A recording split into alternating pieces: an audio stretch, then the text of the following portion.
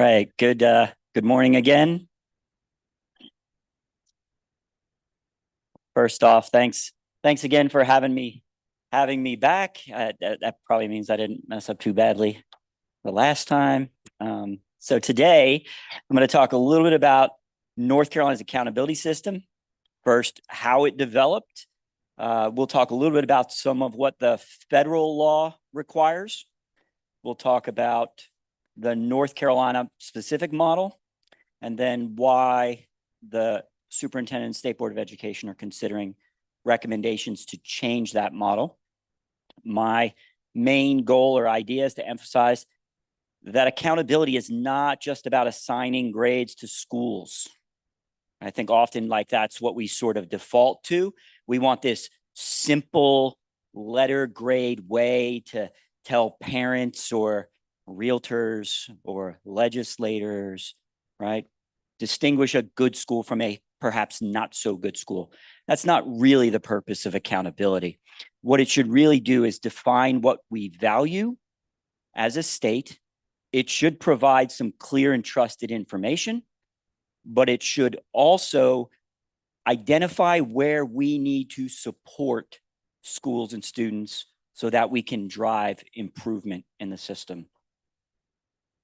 Right? North Carolina has a long history in school accountability, so this is not new work in our state. For nearly 30 years, North Carolina has had our accountability system has been one of the ways in which we have communicated expectations on school performance.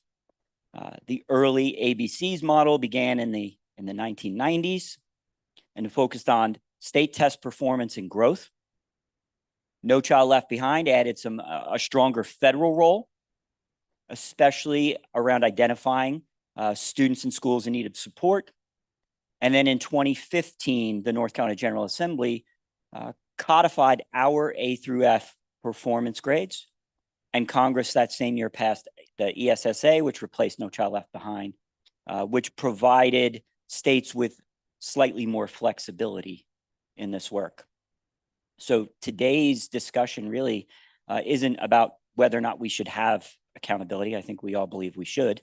It's about whether or not the current model as it exists gives us the clearest, most accurate, and most useful set of information for the public at large.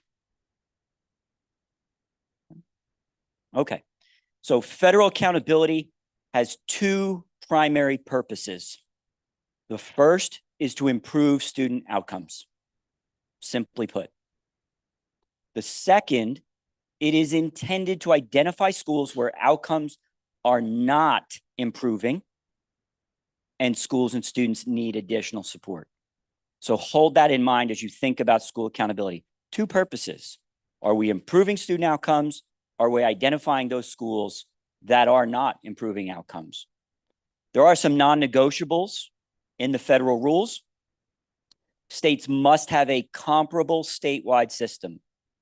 You can't have one set of expectations for traditional public schools and a different set of expectations for charter schools. You can't have one set of expectations for PSUs, public, traditional public, and charters, and then a different set of expectations for alternative learning schools. It's one system, has to be comparable. We must administer annual assessments. So we get this all the time, folks telling us, well, testing puts pressure on children, testing does this, testing does that, testing does all these terrible things, right? Under federal law, you have to test. We don't have an opportunity or an option to say, we're not going to test kids anymore in K through 8, and then in high school again. So you have to administer your annual assessments. You must include your cohort graduation rate. And there are very specific rules around the cohorted graduation rate. You can't just take students out because you feel like it's in the best interest of the state or the school or a student population. You must report your results publicly and transparently. North Carolina does this through our report cards, and different states do this to different degrees of effectiveness. Some report their results much more quickly than North Carolina does. and some are actually later than us. Some are more transparent, some are less transparent. ESSA also gives us some flexibilities, however. Gives us flexibilities in indicator weights. It gives us flexibilities around school quality success, student indicators, additional measures, and then approaches for certain types of schools like alternative schools. So we have some flexibility. So that includes things that we don't currently do that could be part of the system. So that includes things like surveys of students. That doesn't happen in North Carolina. Chronic absenteeism is not an indicator in North Carolina. Okay, so everybody's clear on what we are obligated to do under federal law. Okay, so these are the core components of ESSA. And so we talked about having to have assessments. Yes? Go ahead, do it. Every Student Succeeds Act, right? Federal, we are in the federal rules right now. Every Student Succeeds Act. And ESSA has a long history, right? Elementary and Secondary Education Act, all the way through No Child Left Behind. They like to give it these, they like to give it a little fancy name. Okay, so states must include proficiency in reading and math, English learner progress, and another academic indicator. And in North Carolina, we use science as the other academic indicator in grades 5 and grades 8. You must also, as I mentioned, use your cohort graduation rate. We use the 4-year cohort graduation, though we also capture a 5-year graduation rate in North Carolina, but it's not used for federal accountability. And just of note, so I mentioned that there are rules around cohort graduation rate. We capture the students who come in 9th grade. We then look in 12th grade and you look at the students from that cohort who has graduated. The total number in 9th grade, that's your denominator. The numerator obviously is what you have remaining. Now, how do you remove a student from the denominator? Because that's the real question. The only way you can remove a student from the denominator is if that student has transferred to another institution, credit-bearing, degree-granting institution, and you have verified it. So we can't just say they went off and did something, they moved to another state. Student has passed away. Student has been moved to juvenile justice, and that's essentially it, right? We either know where they are. If a student leaves the cohort and we don't know where they went, homeschool, private school, another state, another country, you can't track them down. They do not get removed from the denominator, okay? That's an important note. Yes.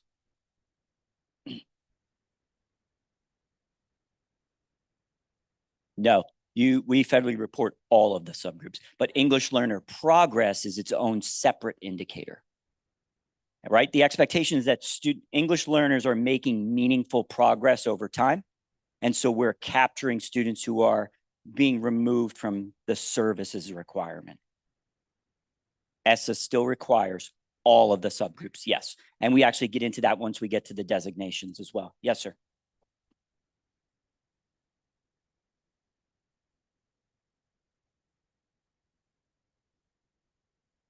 What do you mean by that? Yes. So science, we could change.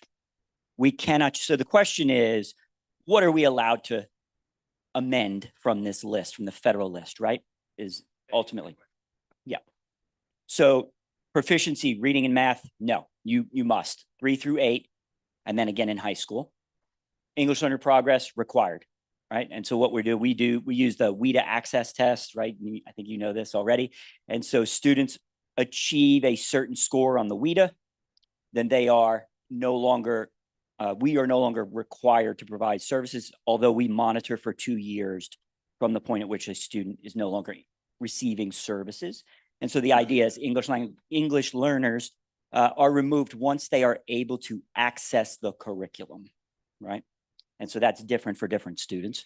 We are allowed to change the science indicator, right? So yes, ma'am. Homeschoolers are included, yet students who attend private schools are not, right? Homeschoolers not included. Oh, you said you can't remove the homeschoolers. We can if the homeschool recommends or receives records from the, so if I'm a homeschool parent and I contact Dr. Taylor's office and say, I am removing my child from Ligon Middle School because I'm going to homeschool them now, Dr. Taylor's team can remove that student because they verified that the student has moved to a different setting. Now, private schoolers are not. Same yes, private schools, same thing. So if you removed your student, put them in a private school, and the records were sent from the public school to the private school, we have verified that that student has changed schools. We can remove them from the denominator, right? So if we know where they went, the challenge is if I have removed my student, said I'm going to homeschool, but I don't actually run a registered homeschool through the Department of Administration, we can't verify that. And so, yes, you would, in essence, be on the hook for that student. Additionally, state determined indicators include growth.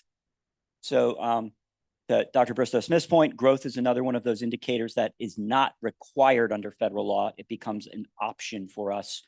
And then high school, we use something known as math course rigor, the percentage of students passing math 3, and then ACT work keys, ACT and ACT work keys, and then we do growth in math 1, 3, and English 2. Okay, yes, ma'am.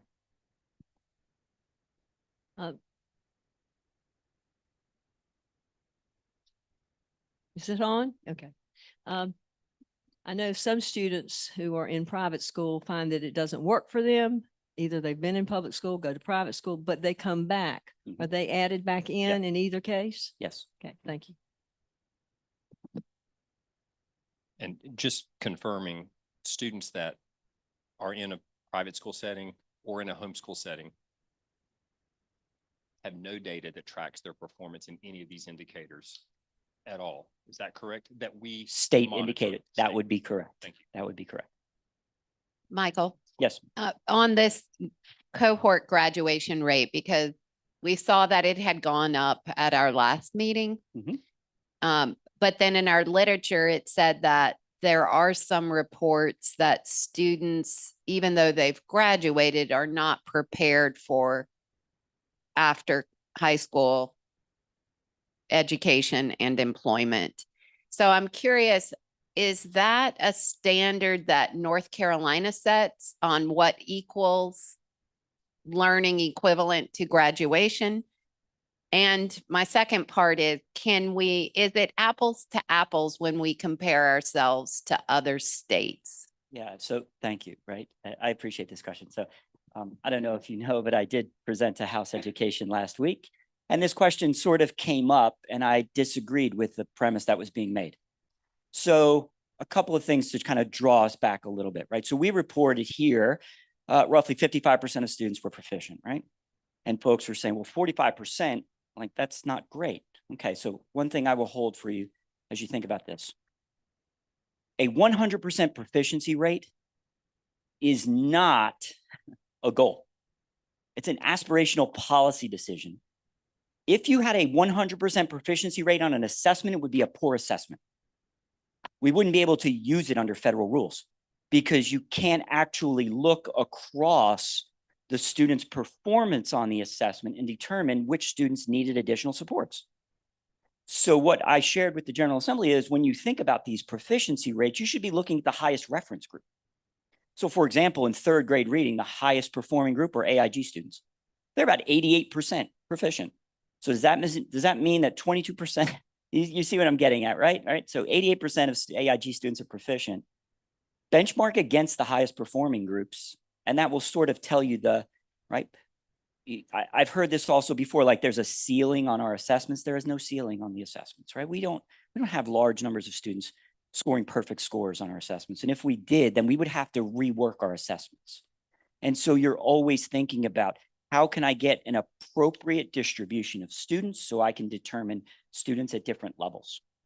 And so I say that, and now to get to your broader question about are students prepared? And so one of the numbers that was quoted to me was something like 30%, ACT reports 30% of students are prepared for college. Okay, so let's carry that logic forward. 30% of students who go to college are prepared for college. I looked at the My Future NC website after I got back from that House Ed meeting. 75% of students are graduating from the UNC system in 4 years. That's more than twice the 30% that I was told weren't prepared. Seems to me that graduating from college means I was actually prepared to go to college. I would also contend that a persistence rate in the UNC system and independent colleges is about 86% first year persistence. So students starts their first year of college, they make it to the second year at 86%. I don't know, some folks would argue with me. I feel like that's a pretty good proxy for being prepared for college. We can't control the 14% or whatever because kids leave college for various reasons. Might be the wrong setting for them. They might have financial issues, right? But I would argue that I would much rather look at the 64,000 children in North Carolina who were direct admitted to college last year as an indicator of them being prepared. Now, if you want to argue that that's the university question you would have to ask, right? So 64,000 kids admitted, 86% persistence. I don't know. Feels to me like we might have a question about whether or not a single point in measured time assessment like the ACT for all 11th graders, many of whom have no intention of going to college, whether or not that is the most valid indicator of preparation. And I'm certainly open to folks disagreeing with me on that point.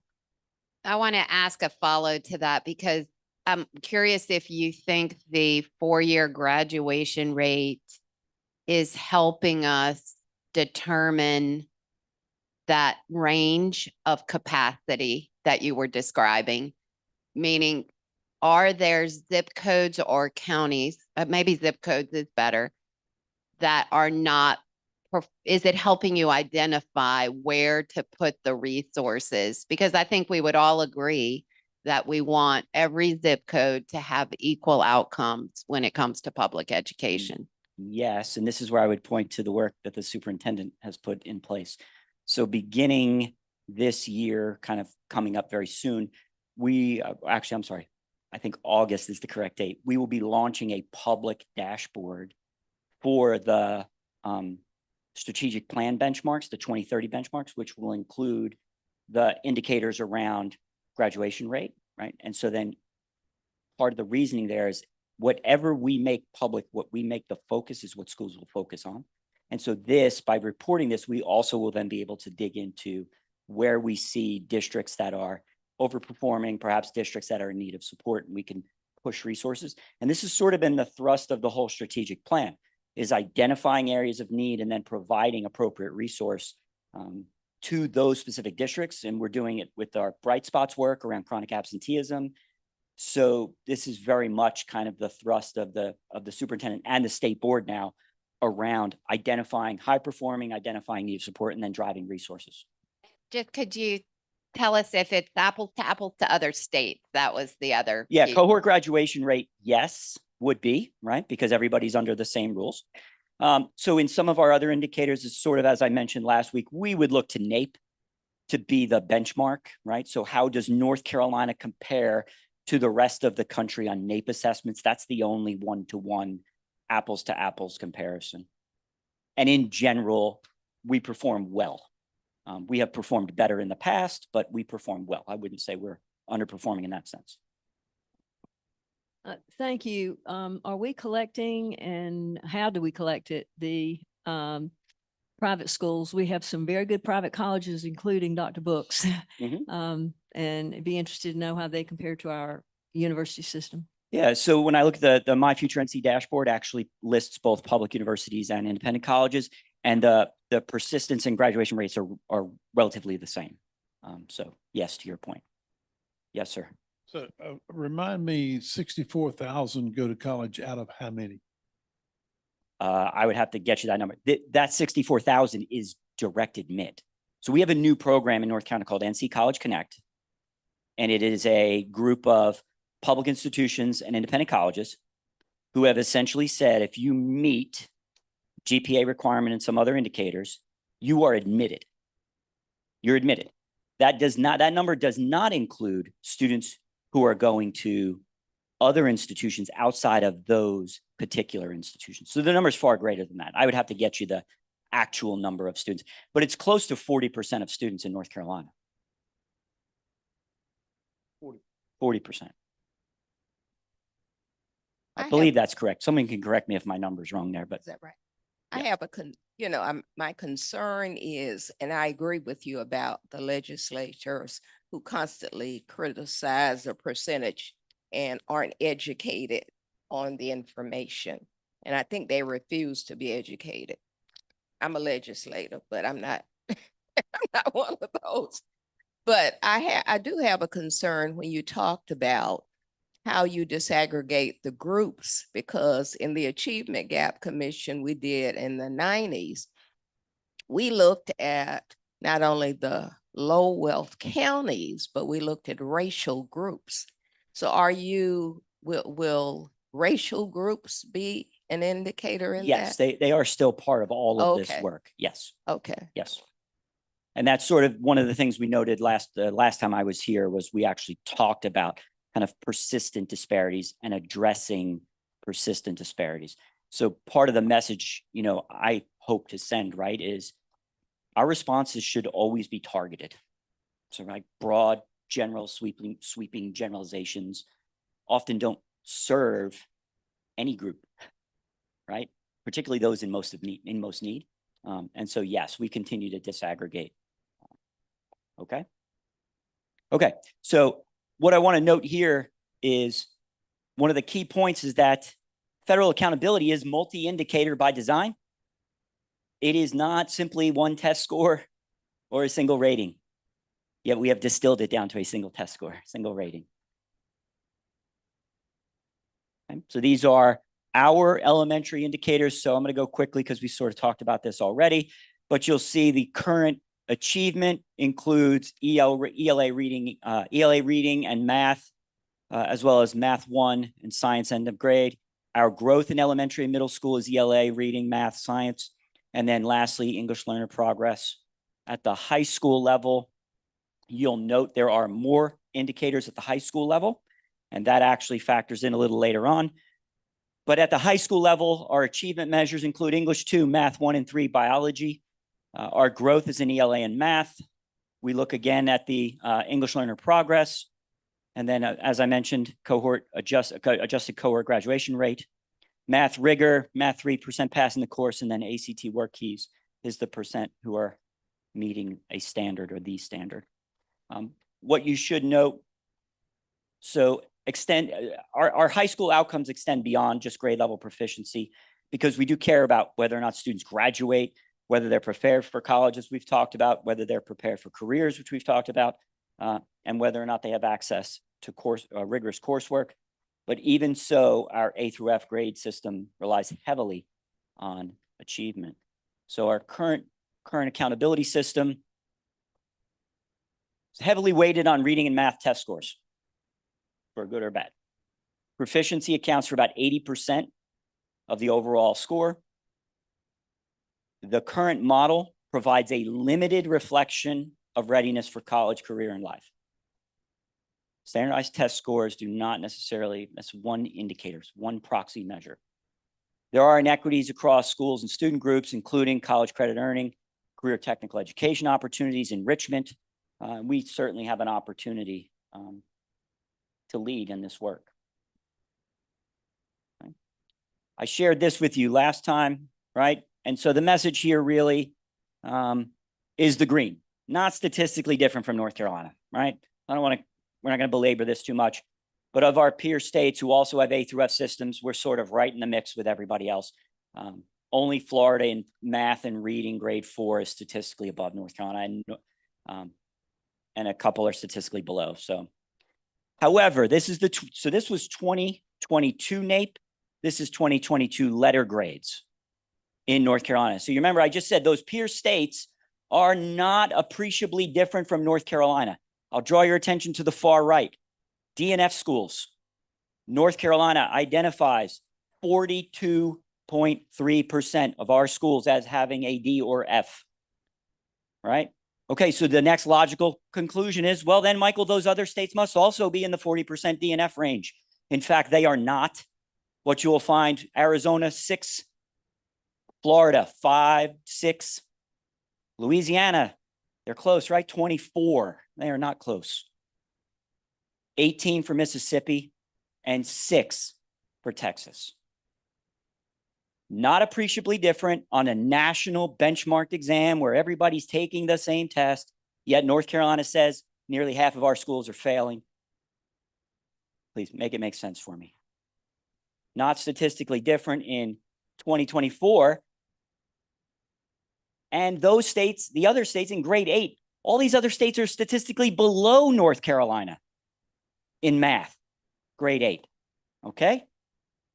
And again, North Carolina identifies over 33% of our schools as D or F. Arizona, 4. Florida, 3. 17 for Louisiana, and 13 for Mississippi. Dr. Marr. Yes, sir. And I know we've talked about this consistently, but when we have the conversation about how the D and the F or the A through F grading system is done.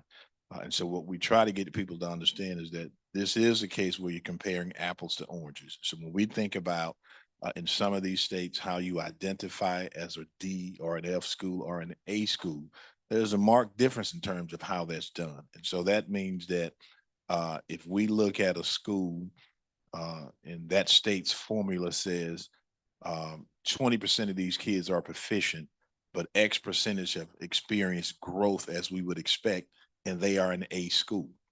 That's completely different than North Carolina, where we say you could have all of these numbers and 40 or 50% proficiency and you're a D school. And so in this case, a D performs far better than an A in a different state. And so I think we've got to continue to get people to understand that this grading system, if you accept that is different, then it gives you a different understanding. But if you don't believe there's any discernible difference, then it's going to lead you down a path that we know is not correct.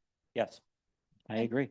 And I would add, I think for our work, it would be very helpful to learn, maybe our Friday Institute friends can help us, or your office can help us learn how these states are giving out their grades. I'm sure we can get the metrics. They're all formula based. And We- how you determine. So I don't have their formulas. Somebody, I'm sure somebody could do. get They're available, yes. And Because your I think that formula would sort be of very, stipulates. Yeah. very helpful to And they start at understand. different points as well. Yep. And actually, we'll get into a little bit of that, right? Like, so this purpose of what the grade identifies. Yes, sir. Senator Choudhury.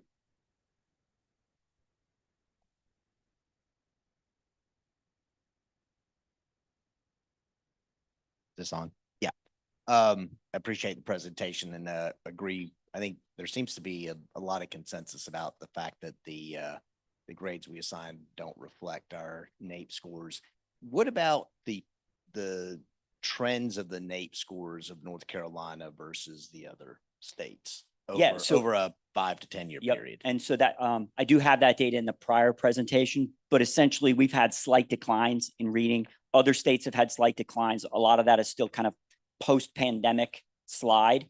But essentially we're all moving in the same general direction, I think is the point you're asking about, right? Yeah. Yeah. Mississippi has made the most improvement of that state. And I think you're going to hear a little bit more about that today. Yeah.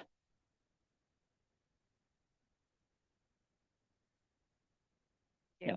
So these states all do have a single letter grade based on Yes. on a formula. There is a very important and valid conversation about not having a single letter grade. Currently, 80% of our grade is achievement and 20% is growth. It is the equivalent of saying, I'm going to merge, I'm a hockey fan, so I'm sorry. So are you. The goals scored with the shots on goal. They're two completely different things. And at the end of the game, you don't merge them. In the end of the game, all that matters is how many goals you scored, which is achievement. But if you're a low performing hockey team shots on goal matter because you're trying to see where you're going. And that's really important for a low performing school. And in my mind, growth is a very good indicator of adults in the building. Achievement is a measure of students. So I just want to flag here that it's not so much we want to be like other states, because I don't think the other states have necessarily gotten it right either. Pieces that are interesting, and we'll hear from Rachel Cantor later, and they do this in Mississippi, is having a measure of how are you doing with your lowest performing kids. Florida does that, Mississippi does that, several states do that. So on the achievement side, giving sort of bonus points, because every school has a lower performing quintile, right? So I just want to flag some of that nuance, that it's not so much we want to be Florida as much as we really need to think carefully about what is the use of these labels. And in my opinion, as a parent, when my kids went to a Title I school, that growth measure was much more important than that achievement measure. And I had to go and dig to find that information. So. I just wanted to say, I love the comment that you made a few minutes ago when you compared the NAEP score to the letter score, and you said, make it make sense. It doesn't make sense. And I honestly, last meeting, did not realize that we had that ability to create our own indicators, and other states had theirs, and that there were different formulas. And I know that if me as an educator didn't really truly recognize that, our parents definitely don't. And so when they look at that letter score, they immediately buy into that. They really believe what we're putting out to them. And I said last time, why don't we go back to the drawing board and reassess these letter grades? And the comment was made, well, we don't want to lower the bar. But my thing is, we're not going to be lowering the bar. We're going to be aligning the bar to truly meet the standards that everyone else is doing, and it be a more consistent message, especially to our public, because the narrative is out there that public schools in North Carolina are failing, and I disagree with that. So just wanted to make that comment. I want to be cognizant of time. We have technically gone over, but I think that's okay because we're having really good questions and everyone's speaking up. I'm so glad. There's nothing worse than everyone sitting quietly and nobody asking questions. So Emma, I'm thinking maybe we try to wind this up by 11. Thank you. And then we'll just have a somewhat truncated conversation at our tables, but we're having group conversation, and I think that's great too. Right. These questions are exactly what the next part of our morning is intended to be. And so if that's okay, Yeah. if Dr. Marr's schedule allows for it, but we'll get through this next 8 or 9 minutes. For sure, I'm at your disposal. I think the one note I would make from this slide, so you see we're generally similar. We have a substantially more severe grading system. The policy question I think that you all will engage in is, does this current model distinguish schools needing intensive, targeted, or differentiated support? So as we think about accountability systems, they should guide our actions, right? So a couple of things. A strong system would tell us schools that need intensive intervention, schools that need targeted subgroup support, sort of to Senator Robinson's point, schools making progress, but not meeting expectations, sort of that growth indicator, and schools with strong outcomes across multiple measures. If too many schools receive the same low rating, the system becomes less useful for both targeting support and recognizing improvement. There are federal identifications as part of this ESSA system. So we have comprehensive support and improvement. So we, the state, is obligated to identify the bottom 5% of schools. We're obligated to identify 5%. Okay? And these are the categories. CSI low performing, these are the low performing 5% of all Title I schools. We have low graduation rate schools, graduation rates lower than 66.7%. Title I schools who are unable to exit the criteria become additional targeted. And then we have consistently underperforming schools. Those are Schools with one or more subgroups with an F letter grade for 3 years, and then additional targeted support. You can see here. So you see we have a number of categories in which we have to identify schools for support. This is what those numbers look like. So you'll note I said we are obligated to identify 5%. There are 251 CSI schools. And these are the categories. So 121 are low performing, 34 low grad rate, 68 targeted support, 450 consistently underperforming, and 961 in the additional. Okay. On top of the federal designation, we have a state low performing category. Now, we are, to Dr. Bristow Smith's point, we are obligated to identify the 5% under the federal category. We are not obligated to have a state low performing designation. We choose to have a state low performing designation. A low performing school is a school that has a school performance grade of D or F and a growth status of met or not met. Have to exceed growth in order to not be low performing if you are a D or F. A district has more than 50% of its schools. Continually low performing schools have been low performing in any 2 of the last 3 years, and then continuing low performing charter school, same. Here are our numbers of schools. Low performing schools, 686.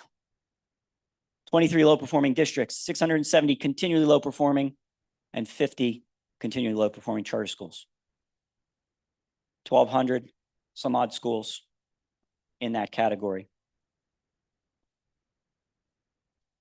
There is some between this and this.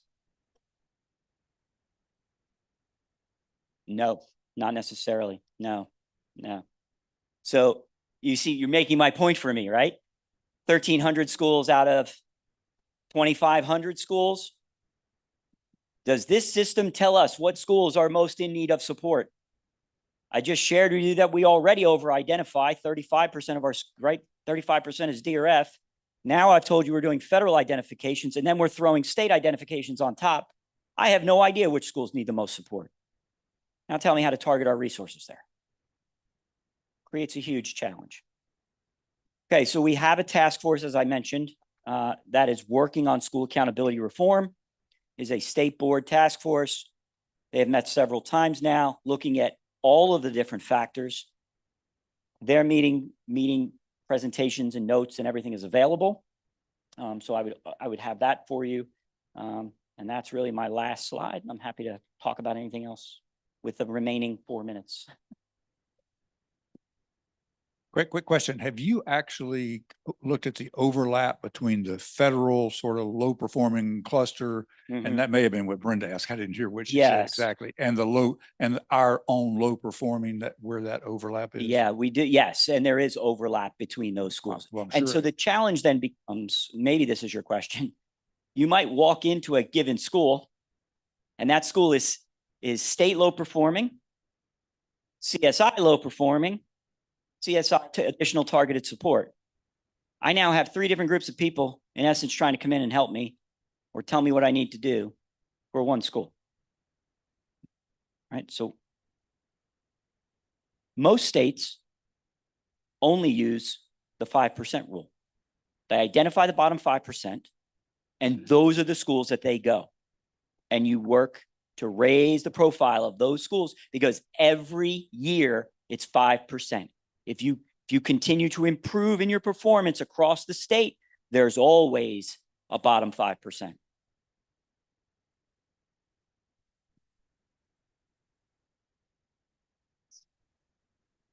That's Year over what year? I'd like to know. Are those the same? Is that Yeah, consistent? pretty Those the much. same? Well, Yeah. that tells us something. For sure.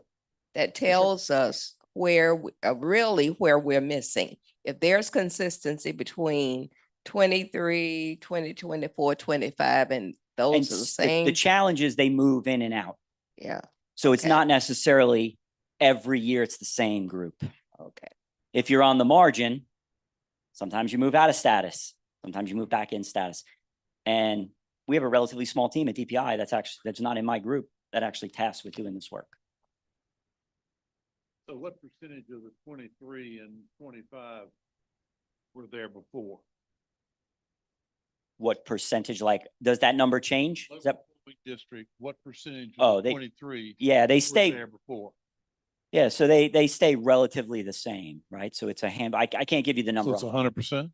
No, it's not 100%, Uh, but it's, Michael, I 90%? think it's about 75, 70, yeah. 77%. And so most of those districts, about 75% will stay there. But as Michael has said, you got a certain percentage that will move in and out. But Yep. we're pretty sure of the ones that consistently stay. and as a low performing district, if I have 5 schools and 3 schools are in status this year, that's more than half. I'm a low performing district.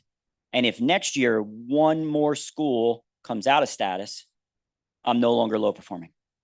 Okay. Right. Follow-up question. Low performing schools, 686 and 25. Mhm. What percentage of them were in that same bucket in 23? So we'd have to do some more analysis for you. What do you think it is? I don't like to make guesses like that. I could be wildly wrong. But I you think have a pretty I good think your idea. point's well made, right? That, and I would agree. I think your point is we likely know who these schools are. Absolutely. And I would agree with that. What I would offer, while I agree with you, I would offer that 686 number isn't correct. And that we would be better served with an appropriately number of schools identified that we could in fact do support for, as opposed to trying to support nearly 700 schools with a team of, I don't know, Superintendent Green. It's not many people on the district and regional support teams. 15 to 20. Yeah. So you got 20 people at the agency trying to support 686 schools, some of whom I would at least contend shouldn't even be on that list. So Question or remark? Yeah, I mean, I just want to follow up on Alan's question. So leaving aside the multiple ways to determine whether schools are low performing or not, and I think we've had a good debate, and there seems to be some consensus that the grades we assign statewide is not the right way. But I guess as a follow-up, I mean, internally, recognizing you have limited resources and recognizing that you can't boil the entire ocean, like if you as an accountability officer were to come to the legislative leadership and say, we think that we should look at XYZ factors, which may also be a trend over the last 3 to 5 to 7 years, what would your recommendation be to whittle down the low performing schools and districts in order to be more targeted? Because my sense is that there are so many different factors. It's almost like analysis paralysis by analysis, as opposed to maybe just honing down and figuring out where you target your resources in a more limited basis. yes. So I'm not going to 100% answer because the accountability work group is actually doing this work. We are the CSI, TSI designations and how we should be identifying the bottom 5% of schools. I think to the broader point, I would contend that we don't need the state low performing designation at all. It does not provide added value to us in identifying schools in an effective way. I have very low confidence in the DNF as being a good indicator. I have a lot of confidence in the 5% number because I can just look and I know, right? The task force is going to have the unenviable task maybe of identifying whether or not that should be complicated. Should it be proficiency plus growth plus graduation plus English learner, or should it be simple proficiency rate? Are the schools most in need of support the schools who have the lowest proficiency rates in the state? And that's another way to think about it. So you have this full spectrum to think about. So Dr. Mark. Well, No, you. Okay. Dr. And this may be the Yeah, but I last didn't mind. comment, and so I'll get it in. And this is what's, I think, serious to me as a superintendent and what we have to really attend to as a task force. And it is about identifying a system that identifies what we want. And if that is about the lowest 5%, and as Dr. Morris said that number is going to change every year. If it's 1,000 schools, 5% is one number. If it's 500 schools, it's a different number. What we also need to look at is determine whether or not we need a dual system, state and federal. We also have to determine what we have the capacity to support, because being at the department and knowing that that is a small group, when we identify that 5%, the department does not have the capacity to serve all of those schools, and we know that. And so it is about designing a system that measures what we want. If we want to create a rigorous system that shows our schools are failing, that's what we're going to do. If we want to create a less rigorous system that shows all of our schools are passing, that's not accurate either. And so one of the things I've struggled with as a superintendent is this idea of proficiency versus growth. And 10 years ago, I was one of those that drank the Kool-Aid and said 50-50. But I also recognize that 80-20 is not an accurate reflection either. So the correct answer lies somewhere in between. But it is, as a commission, what recommendation do we want to make that says this accurately reflects schools that are struggling and the resources that we want to put towards assisting those schools, because we know what those factors are. It is quality teachers and it is leadership. And is also the gaps that persist with students before they ever get to public schools. And so there are ways that we can mitigate those, but it is about, do we want to be in a position to develop a system that accurately measures whether or not we're doing that? So I saw two more hands that were up. I saw yours, Matt, and then another one at this table here. I think it was you, Anna, right? So we'll get to those questions now, and then we'll have some time for some of this discussion and commentary at your table. And with your table leads and facilitators, we'll be documenting that as we are looking into our next part of our morning. So Matt, if you want to go next. Sure, and I'll be brief. My students are testing right now as we speak in this room. My students are taking their end of course exams. And so it's something this topic is timely for us who are in the field. One of the things that has always bothered me about our state testing system is that it suggests that you are either proficient or not proficient, or you're low performing or not performing. And what I would very much love for this Blue Ribbon Commission to consider, or for the Accountability Task Force to consider, is the power of language, because there's an intensely different focus when you say a student is not proficient yet, or a school is not proficient yet, as opposed to saying they're not proficient. It is the fundamental difference between a growth mindset and a fixed mindset. And I would love for that language yet. It's only 3 letters, but it makes such a difference in how a student perceives themselves when they receive back their Math 1 score and they realize they're not proficient yet, but they do have an opportunity to retest. Mm-hmm. And that retesting counts for achievement and growth, which was a brilliant move on your part a couple years ago when the DPI allowed us to do that. So yet. Okay, thank you, Dr. Marr. Appreciate your presentation this morning, and time to come back and to be so flexible in the discussion here. I'm going to ask Kenny to. It might not be the last time. That's right. I'm going to ask Kenny to come up and switch our slide deck here. I want you to turn to your notebooks, however, while he is doing that. Post-it notes, highlighters are back there at your tables now if you want to use those to document and to mark those up. Your discussion in your small groups and really across the tables here this morning is really important as we're thinking about and you're developing and planning for these recommendations. And so as we're hearing these presentations, as you begin and continue to have conversations, especially in your new makeup of your table this morning and this afternoon, we want to make sure that we are supporting you and capturing that information, but also we're reflective of all of the inputs that you are providing in this process. So one of the things that I had a question about, I'm going to ad lib here a little bit, with one of the things as a facilitator for this group is asking a question about what is a recommendation? What is a Blue Ribbon Commission on Public Education recommendation? Are we talking about this whole new model, this whole new thing that's going to exist, and there's going to be subcommittees, and sometimes that's 2 years of work to develop that type of recommendation? Or are there recommendations that say, we're going to recommend that this be studied, that this be tried, that this be a new approach, that this is the big idea? We'll talk about that, and we'll have Anne share a little bit about her input there in this afternoon. But that's something to keep in mind as you are considering and reflecting upon what this looks like.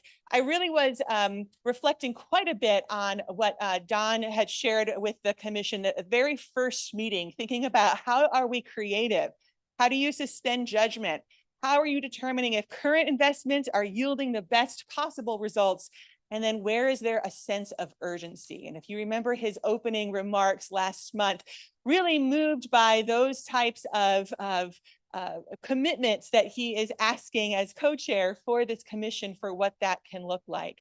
And so in your notebook, what you have is a synthesis of all of the different conversations that happened across that day. So it's going to look like this image that's here on the screen is titled Input, Synthesis, and Emerging Themes.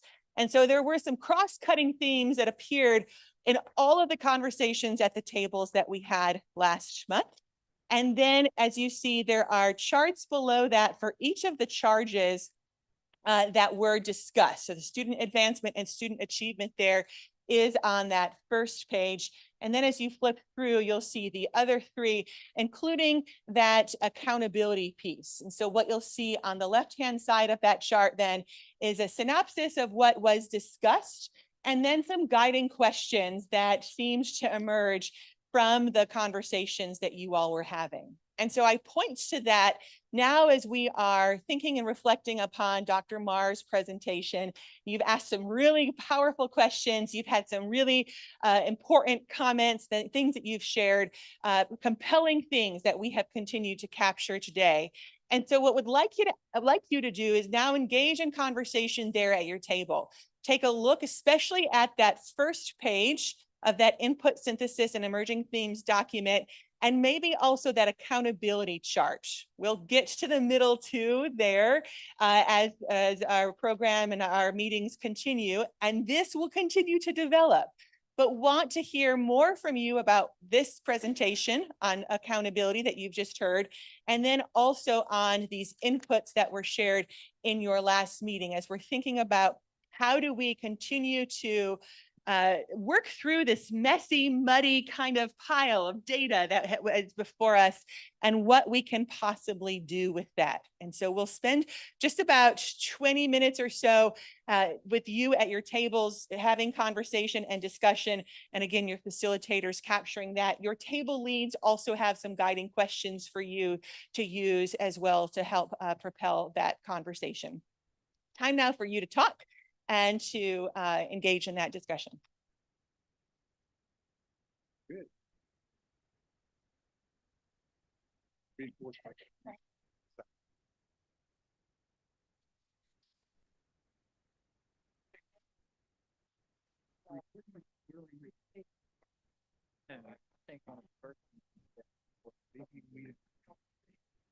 And I know that from looking at that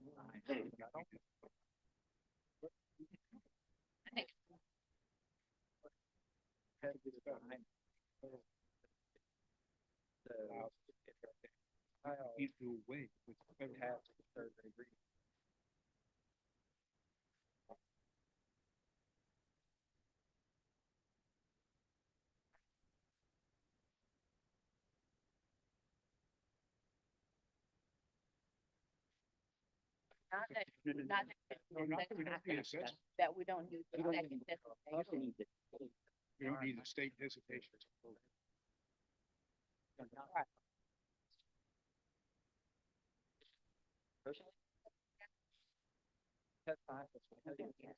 Kids get a question, right? I think we should do all of the work. Not a question is a good question. And the whole goal is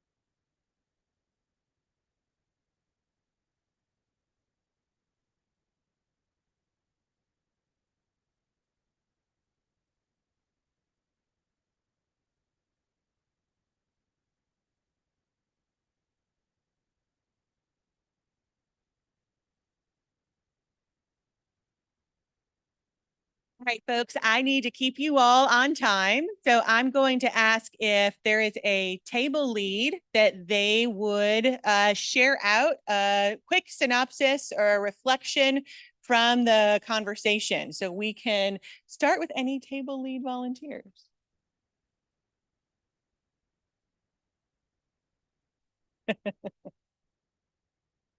Alan, do you want to give us a quick recap of your conversation, if you don't mind?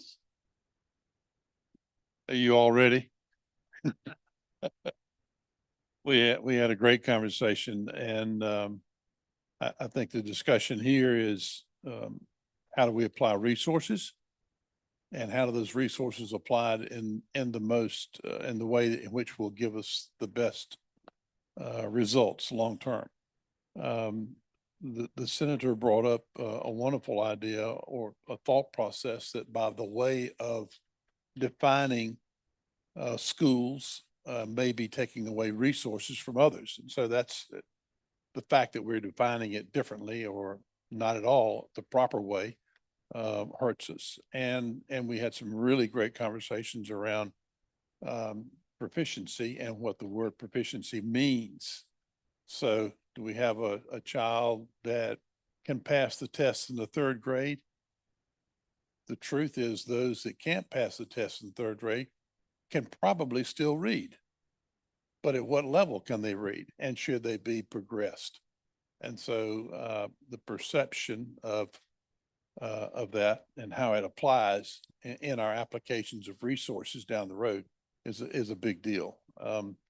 And we had some conversations about the fact that we put our kids through hell in half of Georgia just to make sure they can get ready for the test, as opposed to the realities of life and education.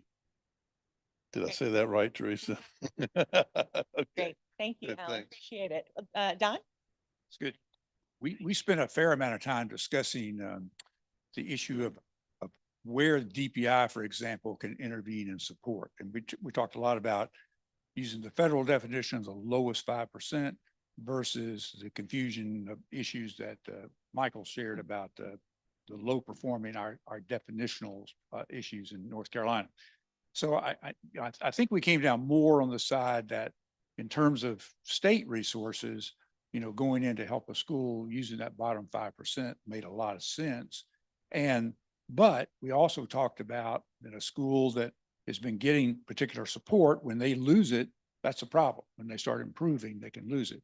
So then we got into basically district support, local dollars, make a lot of the financial decisions about what's going, as well as how those federal dollars are supporting.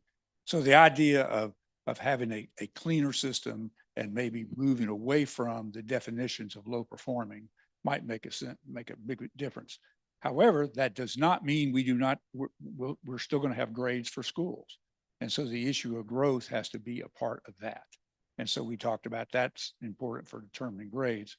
And our teacher of the year here talked about from Onslow County, Marissa talked a lot about a program that she uses called Read Theory that actually tracks everybody's students' individual progress in reading all year long, from where they are, starts with a needs assessment, goes through and tracks them. And it helps her as a teacher know the kind of progress that they're making very well. And she's actually used it both in middle and high school as a tool. So then we talked about competency-based measures so that when kids are ready to be assessed, that we could assess them earlier. And so if a student is ready in the second grade for fourth grade work, then that might be an option too. Like as Brenda Berg said, we'd be the first state in the country to have more of a competency-based assessment system. So we didn't reach any firm conclusions, but we sure did have some great conversation. Good. Great. Thank you. Anne, next. We too focused on the challenges of the A through F system and, how did it come about? Which we learned came largely from a deep commitment to parents trying to come up with a simple, easy to use system so parents could understand their kids' schools. But I think we all agreed that that has not really worked out in practice.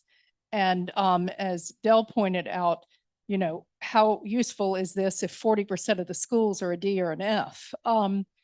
So we did have the benefit of having Mo at our table, and as Dr. Marr alluded to, there is the task force that's working on accountability right now, and trying to find ways to dovetail the task force work with our work is something we talked about, and perhaps getting a report from them on how that is going. But Matt also pointed out that when he was principal of the year in 2019, one of his first questions was about how the A through F system was not working well, and what thoughts did he have for making changes or improvements. And that was 7 years ago. And as I had told y'all from day one, we're not going to be here debating stuff. We're going to make some real changes in this group, and we're going to make these changes relatively quickly. So how can we find low-hanging fruit, as it were, that could dovetail with the work of the accountability task force, but could perhaps be actionable in a quick time frame and make a real difference. So it was a robust discussion, as I expected from my table. Great. Thank you, Ann. Connie? So we talked about that the challenge related to having a common dashboard that everybody agrees that these are the metrics we're measuring. So, you know, we had data last time from NC Best and My Future, and everybody's using different measures. It complicates and reduces a cohesive approach so that we're all in agreement on what data we are measuring in order to make it the most useful, the most accurate, and the cleanest, which is what, you know, Michael presented in his data. We also talked, we have a teacher of the year as well as at our table, and she shared the testing schedule, which is well over 100 days of testing that an elementary school student will go through during the year in order to meet the federal, state, and district level testing requirements. So significant. We also stress that we think achievement and growth are both worth measuring, perhaps as two independent measures. But we agreed that that is something that we found important to measure. And then across the failing districts, whether the 5% or the Ds and Fs, there were the schools that have been successful. It was shared, you know, that you can see that the impact of good leadership at the superintendent level, at the local, when good leaders are active, good leadership from the classroom, and the district level. And then if local boards being all on the same page about working to improve the school system, it matters. And then lastly, we made a comment about funding. Is funding going to the poor performing schools? And it is limited funding. So, and not enough to address the challenges being faced. And then particularly about the funding for students on individual learning plans that come into the charter system, or if they're in the charter system, it's, you know, in the public schools have the most of these students, and it's significant work and it's significant cost associated with it. I'm going to ask Sarah Bossell, one of our Friday Institute staff here, to grab your microphone there and share a little bit as well, because I've put out at your tables a handout. And Sarah, if you could explain what it is that you've printed for them. Absolutely. Good morning. In the spirit of responsiveness, we wanted to provide high-level state profiles of how they determine their school accountability grades. The question was posed during Dr. Marr's presentation. We printed out only the state profiles that were also linked in his presentation. However, we will, in your follow-up materials, provide a link to that website.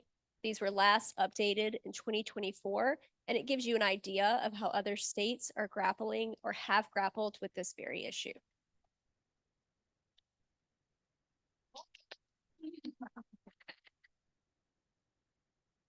So we have reached the end of our morning now, and we will be quickly heading over to lunch. It's in the hallway where you had lunch yesterday or last month. It feels like yesterday, but last month. And Nortel, this room behind us, is available again if you'd like to spread out. I will caution you though to go ahead, grab your lunch. We're calling this a working lunch because you're going to have these conversations and discussions with each other and bring them back for this afternoon. We will need to start promptly at 12:15 for our presentation on the current status of the science of reading with our DPI colleagues that are here, because at 1:30 we will be Zooming with Rachel Cantor for her presentation on the Mississippi Marathon. So we do have a tight schedule this afternoon. Appreciate all of your energy and enthusiasm for it this morning. We'll go ahead and dismiss now for lunch. Feel free to spread out in here or in Nortel next door. Thanks, everybody.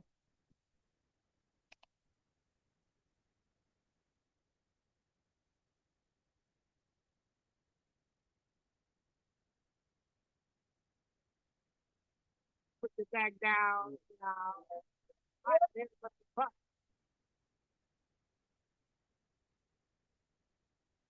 Yeah.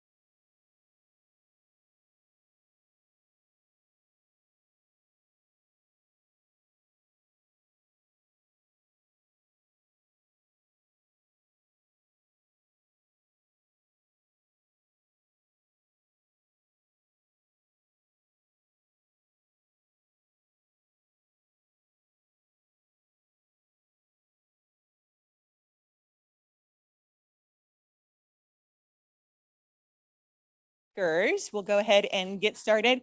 Hope you enjoyed your lunch. We'll have 2 presentations and then more time for discussion this afternoon before our dismissal. Don? Thank you, and certainly enjoyed lunch, and I hope all of you did. This is actually going to be the next chapter in early literacy, moving theory to practice. And you all know that North Carolina has been implementing the science of reading statewide since the Excellent Public Schools Act passed in 2021. Although at lunch today, Dr. Robert Taylor said that he was doing that in Clinton City back in the early 2000s. He said we were doing exactly that work, training the folks. But basically, we're working with an emphasis from kindergarten through 5th grade on phonics, phonological awareness, and comprehension.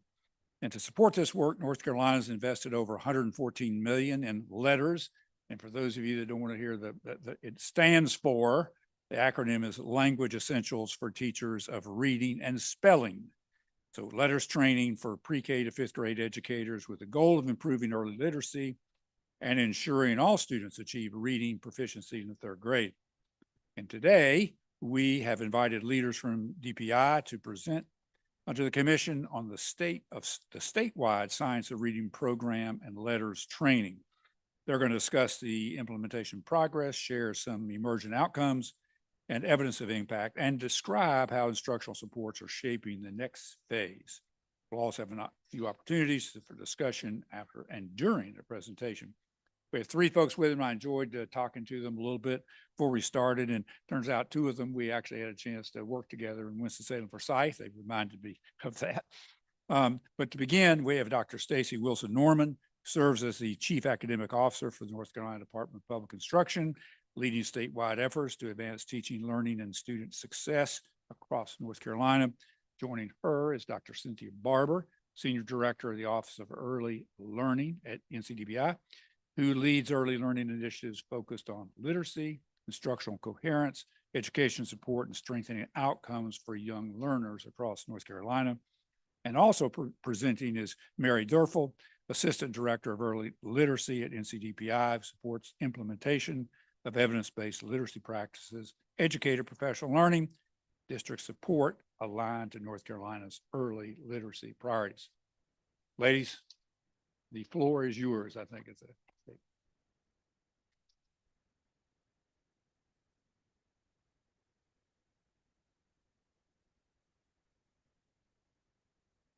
Well, good afternoon. We're very excited to have this opportunity to be able to share an update on the investment that has been made across North Carolina in the efforts of early literacy. That today we will provide you with an update on the implementation of the policy. We will talk about the system that has been developed, but we will also begin to share with you the next chapter. What does implementation look like as we move forward from implementation to practice? As we engage in this conversation, we have embedded discussion questions throughout our presentation. And we've been told that we have to really corral you back, but we have great confidence that you can handle it. But to be sure, we have a train sound that will go off when it's time for you to stop talking. So on your table, you should have a next chapter kind of handout, and that's your note catcher, to be able to take notes as we kind of walk through the policy on where we are on implementation and provide an opportunity to discuss where there may be opportunities to enhance the policy or practices. At this time, I'm going to turn it over to Dr. Cynthia Barber, who will begin our presentation. Thank you so much. We're so excited to be here this afternoon and share with you an update around early literacy in North Carolina since the passage of the Excellent Public Schools Act in 2021. It was a robust policy to support early literacy in North Carolina. So we have some outcomes that we've identified today that we want to lift up. We want to accomplish 4 primary goals this afternoon. We want to help build our understanding of North Carolina's shift from adoption of a literacy policy to how do we sustain that moving forward? How do we build that sustainable implementation framework. We want to examine our early literacy outcomes. And then we're going to explore how North Carolina is aligning supports from our state to our districts to our schools into our classrooms. And we're going to engage in opportunities for you to become involved around future opportunities and work that needs to continue in our state. So all of our work is in alignment with Superintendent Green's strategic plan. You can see pillar 1 focus areas 1 and 2, but I will draw your attention to the quote is the next chapter of early literacy is really written in classrooms where evidence-based practice becomes everyday instruction. We know that outcomes for students, to quote one of our CAOs, outcomes for students do not happen in the office. They happen in classrooms every single day. So we want to start out because we know you're getting ready to hear from Rachel Cantor and hear much about Mississippi. We wanted to go ahead and pull out some of those themes and some of the things that she might talk about and think about this idea of why does Mississippi matter in the discussion around North Carolina? Well, as North Carolina began drafting its own robust literacy policy, Mississippi had already enacted a policy to support early literacy and elevated the conversation across the country. Education leaders and policies were paying attention and they took note, and North Carolina educators and policymakers also took note.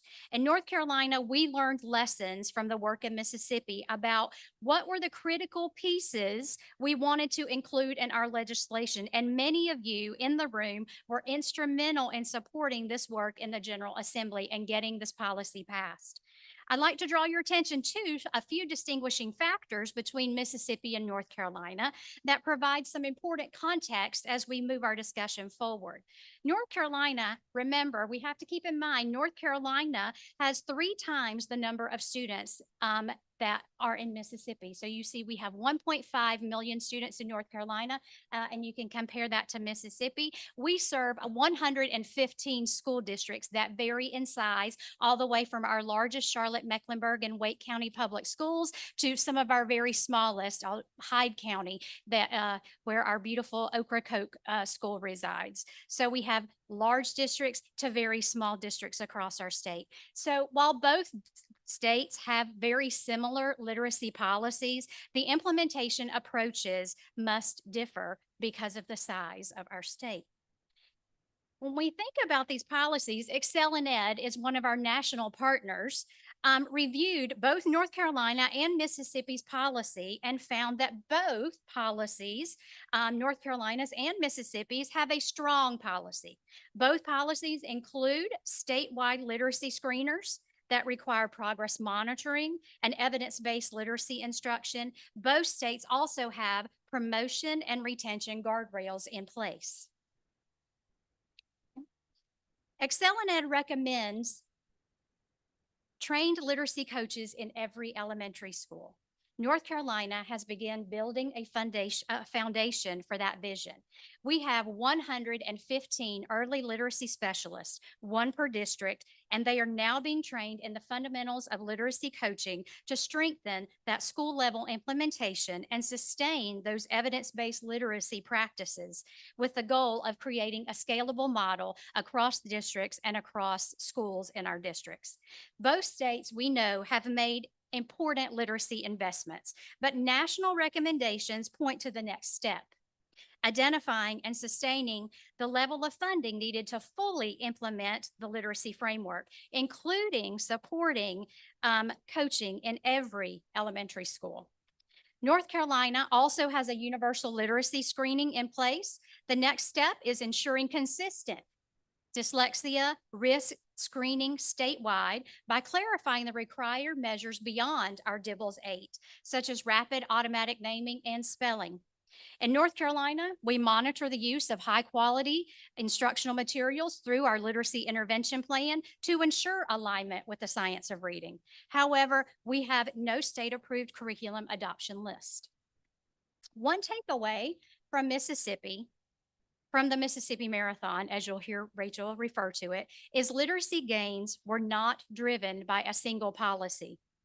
Change requires long-term alignment of policy, leadership, accountability, implementation, and above all, persistence over time. Now we're going to take a deeper dive into North Carolina's implementation journey. Okay? So we know that North Carolina embraced the science of reading because we had a significant investment in educators. We built infrastructure and set clear expectations for evidence-based literacy instruction. That leadership has produced early gains, which you'll see in a few minutes, and has laid a strong foundation. Now we're moving from adoption of a robust policy, to sustained implementation, which is where much of the difficult, arduous work lies. Grounded in our statewide data trends and national implementation research, the Office of Early Learning has identified priority goals. One of our first priority goals is to strengthen our support for grades 2 and 3. Second and third grade teachers have one of the most complex tasks of all early grades teachers and have some of the most variance in student performance across their classrooms. In any given second or third grade class, you might have students that are reading and fluent and ready for complex comprehension tasks. You may also have students that are still in need of support to gain those foundational skills that are required. So this makes reading instruction in these grade levels complex. So our office is intensifying coaching through a focused school coaching model that will allow our early literacy specialists to work directly with teachers to provide coaching support based on data, using resources provided by their districts. Our office will also continue to emphasize progress monitoring as a leadership lever. Schools who make better progress also demonstrate greater fidelity to progress monitoring. And we also are continuing to work to align our professional learning, our coaching, our knowledge building, and our assessments. Through all of this, we're continuing to leverage the literacy intervention plan as the coaching system, ensuring that early literacy consultants, as well as our early literacy specialists, support districts to operationalize the plans that they have put in place, the plans that they have outlined, in which they talk about core instruction, as well as intervention and summer reading camps. You can see that North Carolina has certainly led. With the support of the state board, the General Assembly, and policy advocates such as yourself, North Carolina has taken early and decisive actions, adopting early literacy policies grounded in the science of reading. And this policy has outlined expectations across the state. We have provided letters training statewide and continue to sustain that letters training through our office. And North Carolina is being recognized for that work. And you can see some of those recognitions on the screen. We know we've made these critical investments in our education system, and we've outlined a consistent expectation for district leaders. However, we know that this is just the beginning of the work. We are moving from adoption of a policy and training of letters to sustainability and support based on the trends that we're seeing in our early literacy data. This slide provides some detailed information about the historic investment that North Carolina made in letters. Letters is the professional development identified in our early literacy policy, and you can see that our office alone has provided over 1,700 training sessions since 2022. And this doesn't include the sessions that have been provided by district local facilitators or by Lexia. So you can see our investment was historic. But let's shift our focus a little bit to some of the data that has helped inform the decisions that we're making moving forward, okay? So we have this graph actually provides a snapshot of our K-3 DIBELS data from 24-25 and compares North Carolina students to other students in the nation. The national data captured in purple represents 3 million students from all 50 states. And in North Carolina, represented by the blue bars, we assessed over 400,000 students in our public schools, okay? Just as a reminder, remember, when we think about DIBELS and we talk about DIBELS, it is a risk indicator. It is not a measure of proficiency. So this data, when we look at it closely and begin to dig in, we see that this data actually tells 3 stories. Okay. First, you can see that in North Carolina, kindergarten students come to school below other students in the nation. You can see beginning of your kindergarten, we had 33% of our students that came in either at benchmark or above benchmark. Absolutely, absolutely. So DIBELS 8 is our screener. So DIBELS actually stands for Dynamic Indicators of Basic Early Literacy Skills. Okay. And so BOY, MOY, EOY, those are our 3 yearly benchmarks. So we have beginning of year benchmark, we have a middle of year benchmark, and an end of year benchmark. Okay. And then you see our grade levels are represented there. Okay. So if you look at kindergarten, again, 33% came in at benchmark or above benchmark. However, when we compare that to national users, you see our kindergartners grow more than kindergartners in the nation overall. And you see the same pattern start emerging in first grade. Okay, so you see our students actually make more gains, faster gains than other national users. That's a positive trend we want to uplift. North Carolina students are showing strong early literacy performance, particularly in kindergarten and first grade, where foundational growth is really evident. Okay. The next story we want to illustrate as students move into second and third grade. Okay, so if you see these second grade 2, grade 3 bars there, we begin to see what we're identifying in our office as a plateau. The gains we see in foundational decoding do not accelerate at the same rate, right? Once students are expected to read that connected text with fluency, which is at a rate that allows for comprehension. This pattern has prompted us as an office to really take a step back and to focus deeply on that second and third grade fluency to comprehension bridge, which is why we have identified second and third grade as a priority moving forward. So this was 24-25. These were our beginning of year results this year for 25-26. So if you notice and you take a look at the patterns emerging here, you notice that we are beginning approximately in the same place in kindergarten that we began last year. So again, 33% of kindergartners came in at or above benchmark or ready for learning, right? You also see that if you look at second and third grade, you'll also see that we have made some gains at the beginning of year in second and third grade, right? They're not as great as we would like, but we do see the work that we're doing in kindergarten and first grade beginning to translate into that second and third grade. So we just met with Amplify for our middle of year review, and North Carolina students in grades kindergarten through second grade really do continue to outperform the nation. Both for showing growth of students at or above benchmark and for reducing the number of students that are at risk. 87% of our students in K3 who scored at or above benchmark at beginning of year remained at or above benchmark at middle of year results. So really just to bring this data together a little bit for you, the critical message to share with all of our stakeholders, and we do share this with all of our stakeholders, is from 21-22 to 24-25, students in North Carolina have made tremendous gains in foundational reading skills, that phonemic awareness and decoding, if you will. We are really approaching that critical mass of 80% of students, which is an indicator that our core instruction is effective. Our core instruction is strong in our classrooms across North Carolina. However, when combined, we see that 41% of second and third grade students are not achieving fluency with grade level text, which causes our office again to begin examining why this is happening and what we as an office can do about it.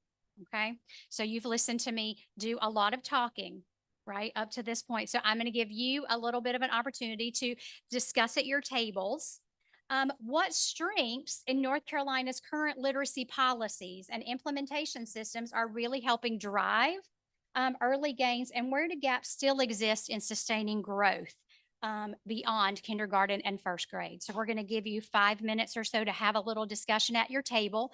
Mary, Dr. Wilson Norman, and I will be around to support that discussion. And then when it's time to come back, I'll give our friend at the back a little train signal and you'll hear that, okay? Can we ask a question? Yes, absolutely.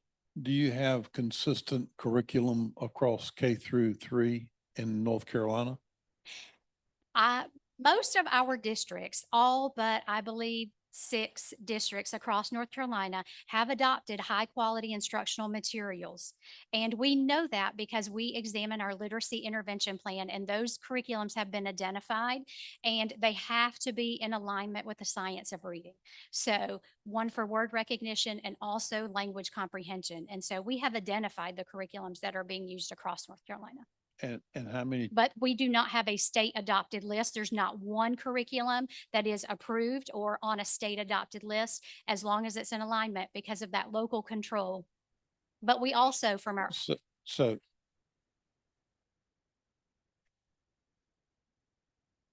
I think if we were going to create a list, one of the things we would have to do is we would have to create a request for proposal process. In our office, we also have provided and produced a curriculum vetting document for both word recognition and language comprehension, so that when we know districts are looking at new curriculum, we provide that document. Our early literacy specialists or our early literacy consultants will also support them with that discussion and support them with that vetting process. Although we as a state agency do not recommend curriculum, we provide guidance on how to examine and look at curriculum to so make an the an- informed decision. so the answer is we do not have consistent We do curriculum. not have Okay, consistent second question is, how many teachers do we have in K-3? number of teachers. I would have to look the number of teachers up. And have those teachers been reprogrammed to teach the The curriculum? majority of our teachers have been provided training in letters, right? So letters is language essentials for teachers of reading and spelling. So the majority of teachers that are currently being trained are either beginning teachers, or there are teachers that have come to teaching through an alternative pathway. So an alternative licensure pathway. Those are the teachers that we're primarily training currently. We have a What percentage of the teachers in K-3 do you think are certified? Last week, I'd be afraid to quote. Last week I was presented with a statistic, but I'd be afraid to quote it.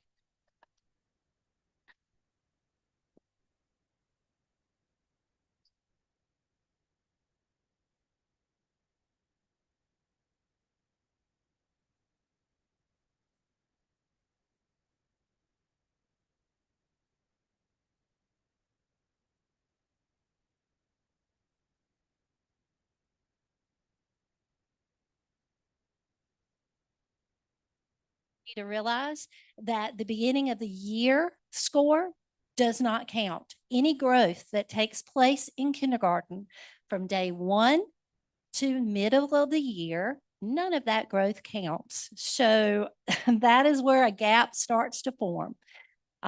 Kindergarten is the only grade level where the growth model does not begin day 1 of school. It begins with the middle of the year score. So if you really looked at that, it's 66 minus 52. So that would be 14% growth versus 28% growth. And that is a law and a policy that needs to be changed. So for my legislators that are in the building, we need this to change. I've been fighting for this for 29 years, and it really doesn't seem fair for kindergarten teachers to be doing all this work and growing these children to the capacity that we are, but only getting partial credit for growth, and that counts towards our EBOS. So just wanted to make sure you knew that when you were talking at your tables.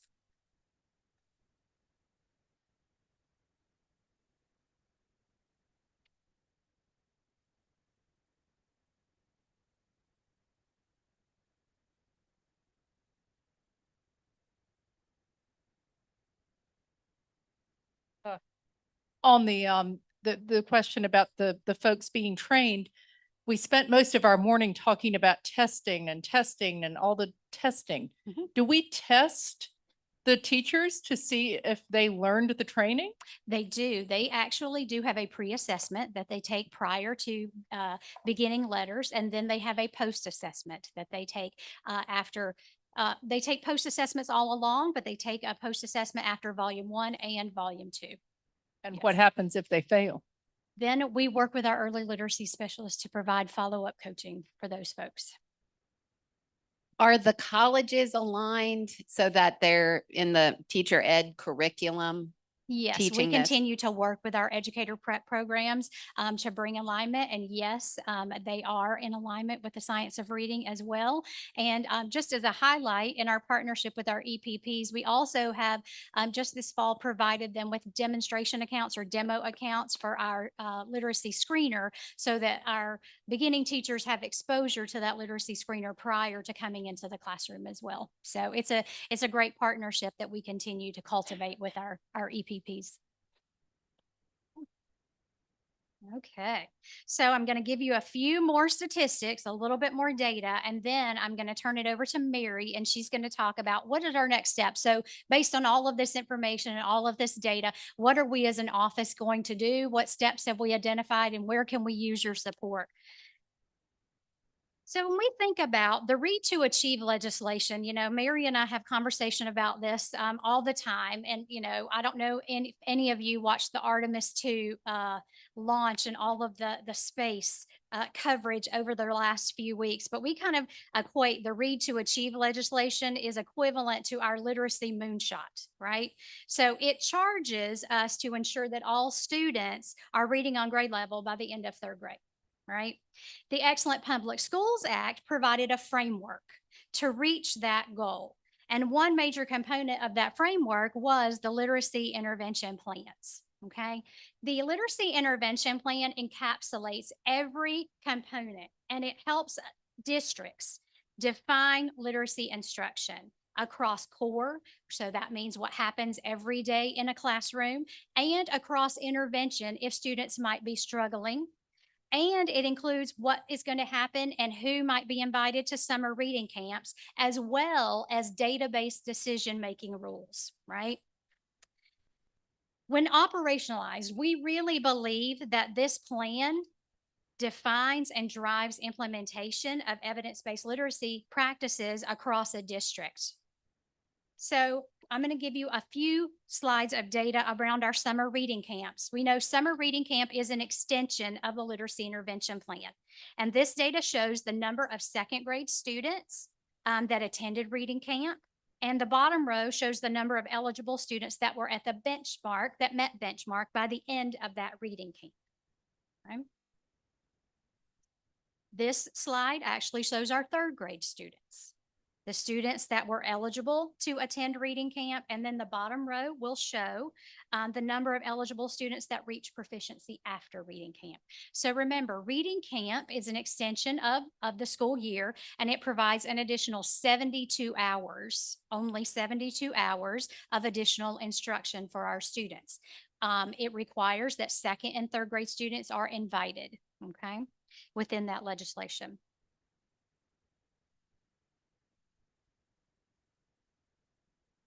Yes. Yes, yes.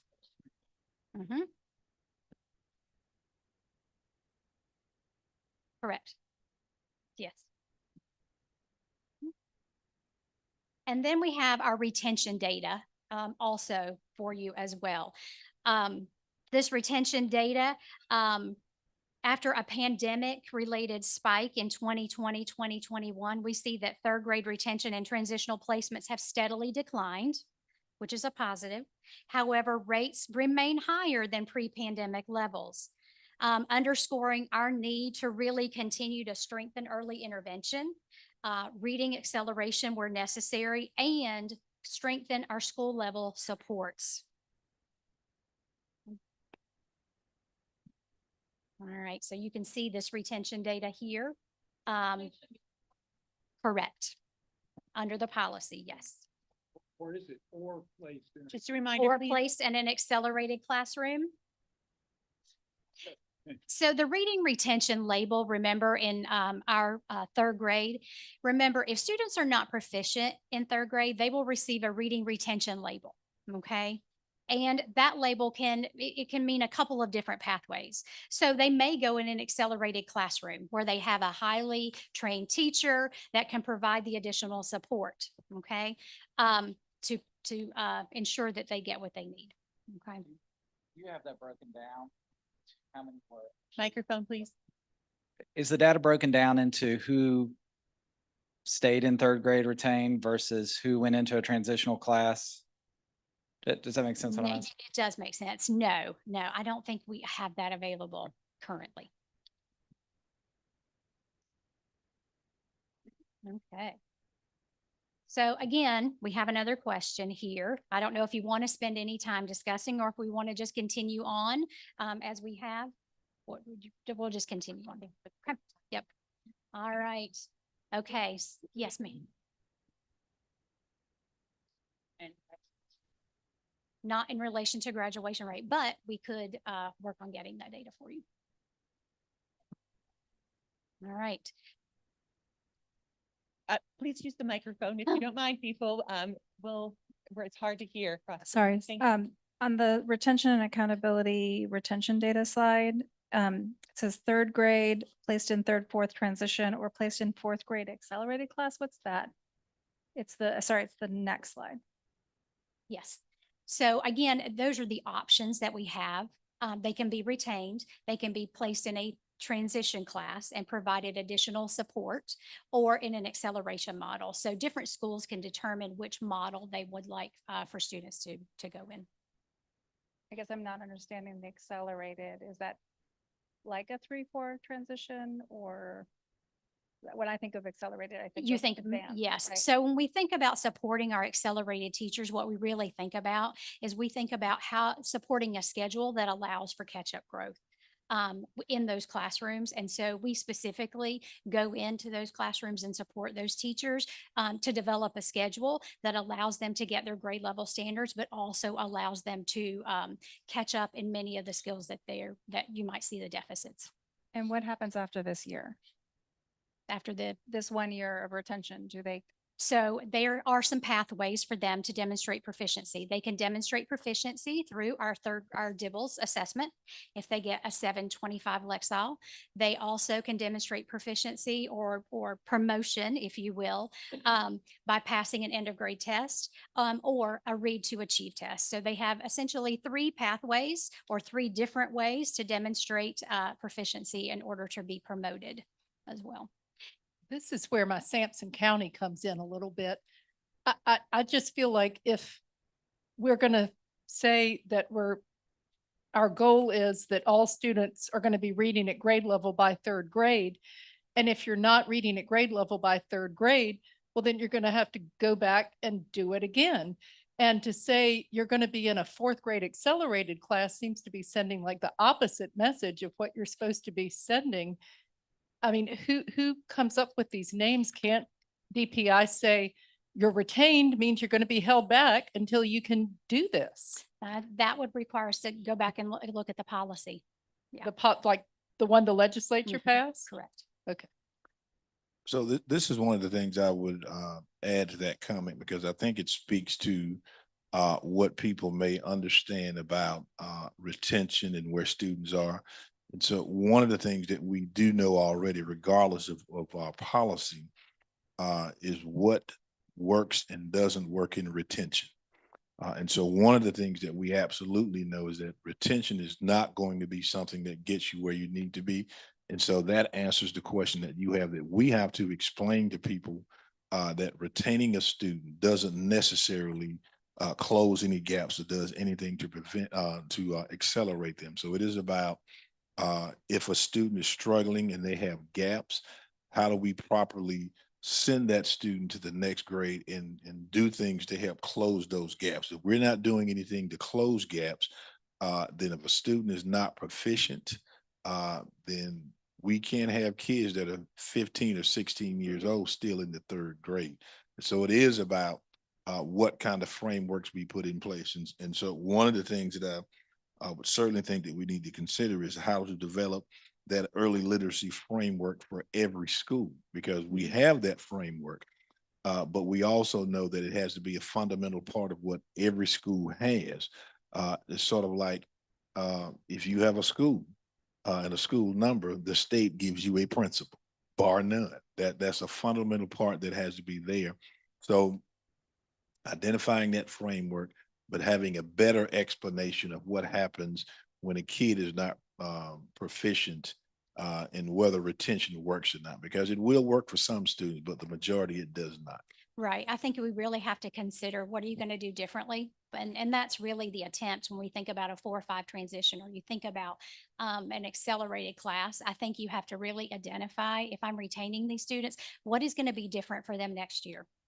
It can't be a year of, longer and louder.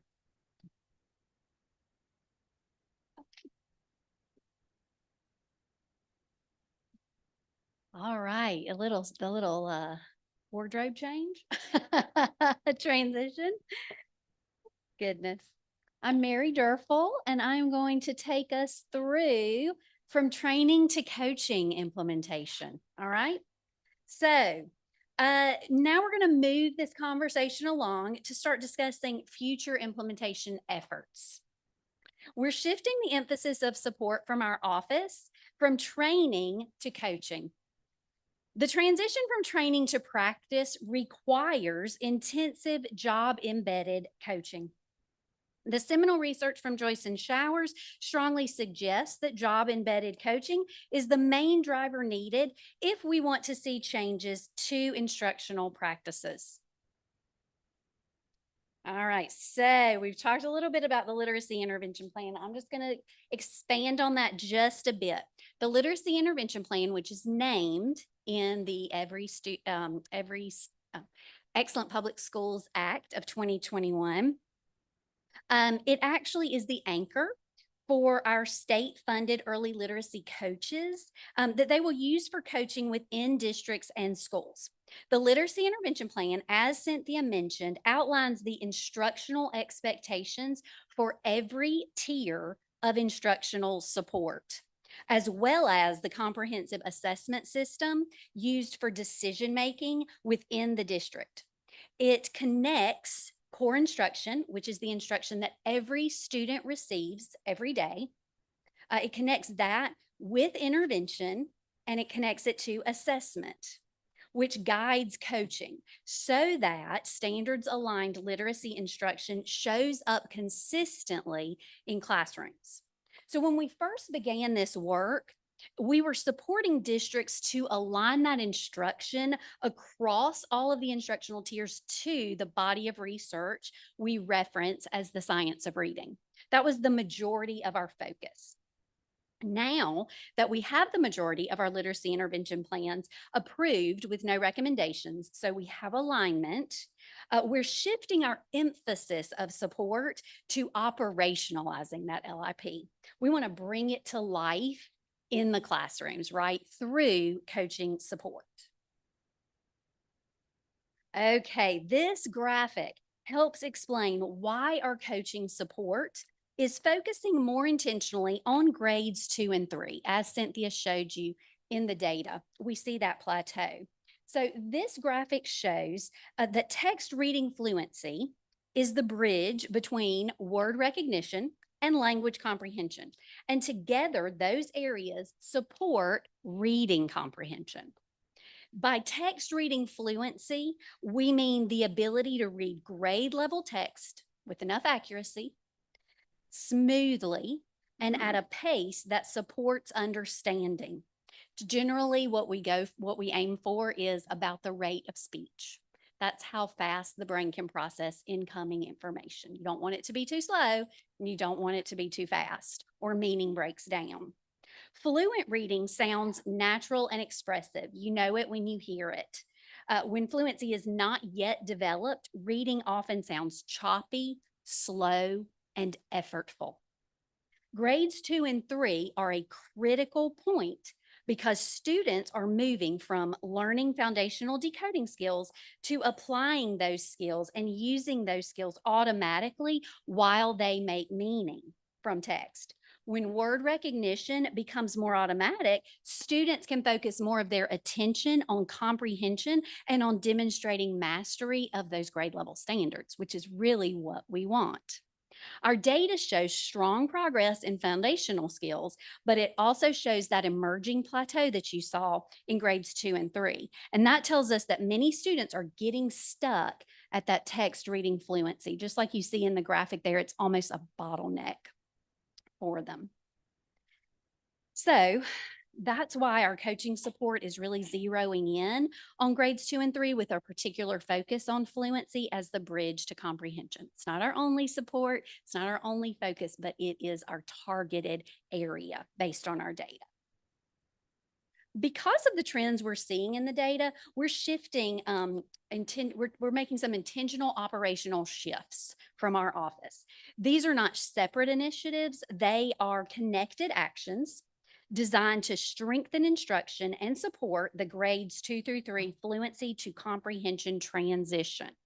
So we're sharpening our focus on grades 2 3 fluency by supporting our early literacy specialists, those are our state-funded coaches, with professional learning on how to address the fluency bottleneck and embed that work into their professional learning communities and their coaching cycles. We're aligning our coaching cycles to data patterns. So support is focused where the data show the greatest need, particularly in grades 2 and 3. In coaching cycles, we want teachers to connect 3 things: what the standards expect, what the data shows students need, and what evidence-based instruction will move students forward. We're implementing a focused school model to provide deeper support, learn what works, and build a model that can be scaled over time. We're refining our PLC tools by giving districts and early literacy specialists resources that strengthen explicit, effective reading instruction. We're using progress monitoring as a leadership tool because consistent progress monitoring student progress, monitoring the impact of instruction helps districts know whether instruction is working and whether students are getting the support they need. Because we know that that is actually our purpose, right? Is providing that support, whatever support the students need. That's what we want to provide, is that amount of support for students. We're leveraging that literacy intervention plan. That's why you've heard so much about it.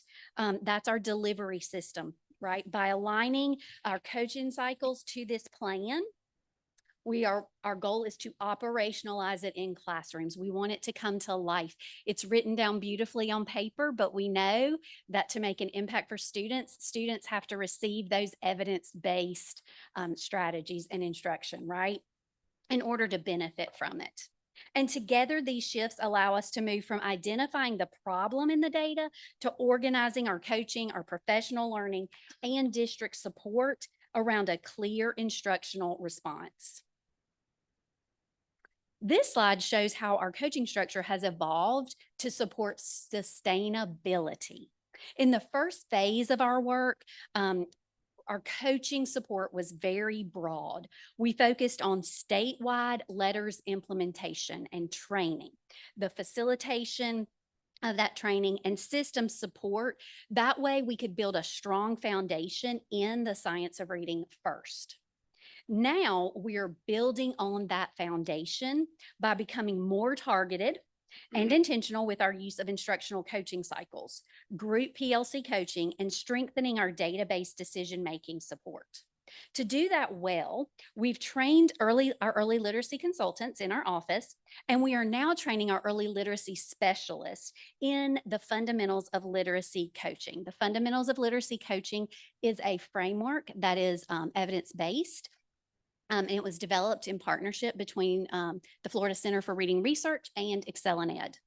This gives us a common coaching approach that will be used in our focus schools. The goal is to learn what works in a focused setting, refine that model, identify the drivers, identify the barriers, and then scale it more broadly across districts. In conclusion, you can see here that our office is working to align our professional learning, our coaching, and our leadership support in order to reduce the variance in implementation across the state. We all have a role to play.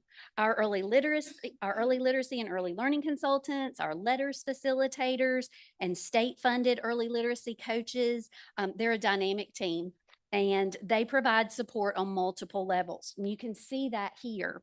The early literacy and early learning consultants provide support to district level staff.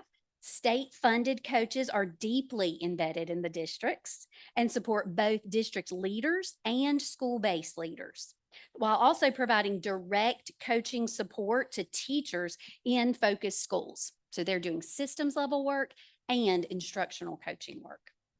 As an office, our goal is to provide continuous support to those early literacy specialists to strengthen their knowledge and skills in literacy coaching, because we know that is what ultimately moves the needle forward.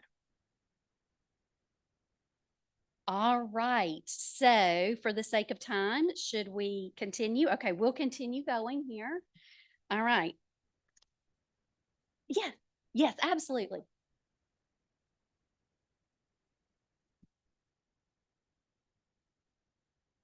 Right.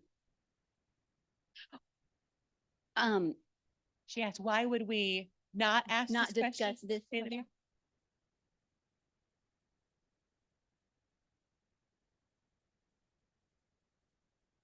Right. And I think really what we kind of wanted to open up for conversation here is what conditions or guardrails are the ones that matter most.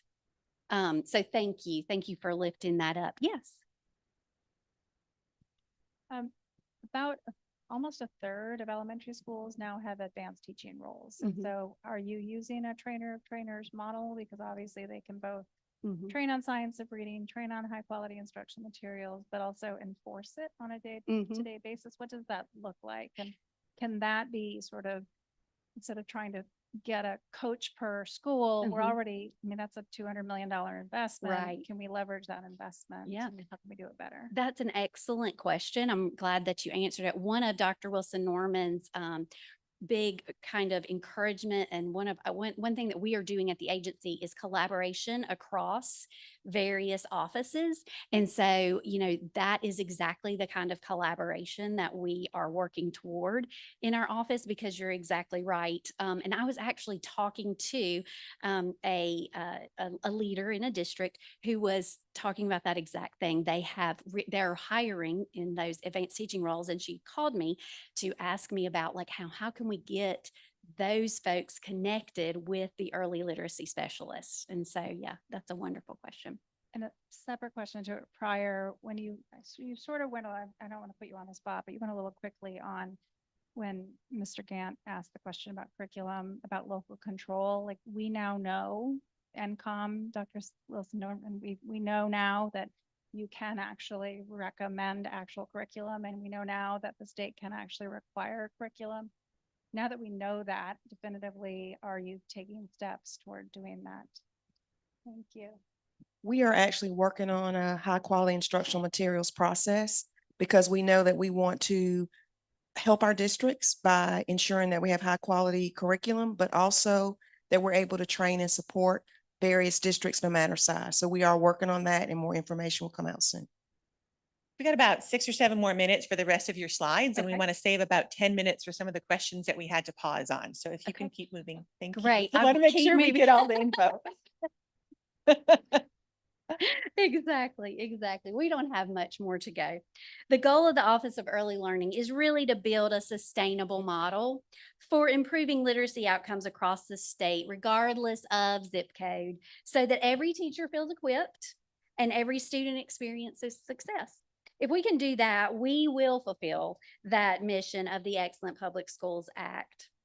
Here you can see a timeline that illustrates how we're progressing as an office and continuing to build our own knowledge and supporting regional consultants to continue to deepen their own knowledge. So a bit of a glimpse into the future there. And here you can see our partnerships for this work. As I mentioned before, there is a large effort in the agency to collaborate across offices. And so we continue to cultivate partnerships with internal and external partners to support the work.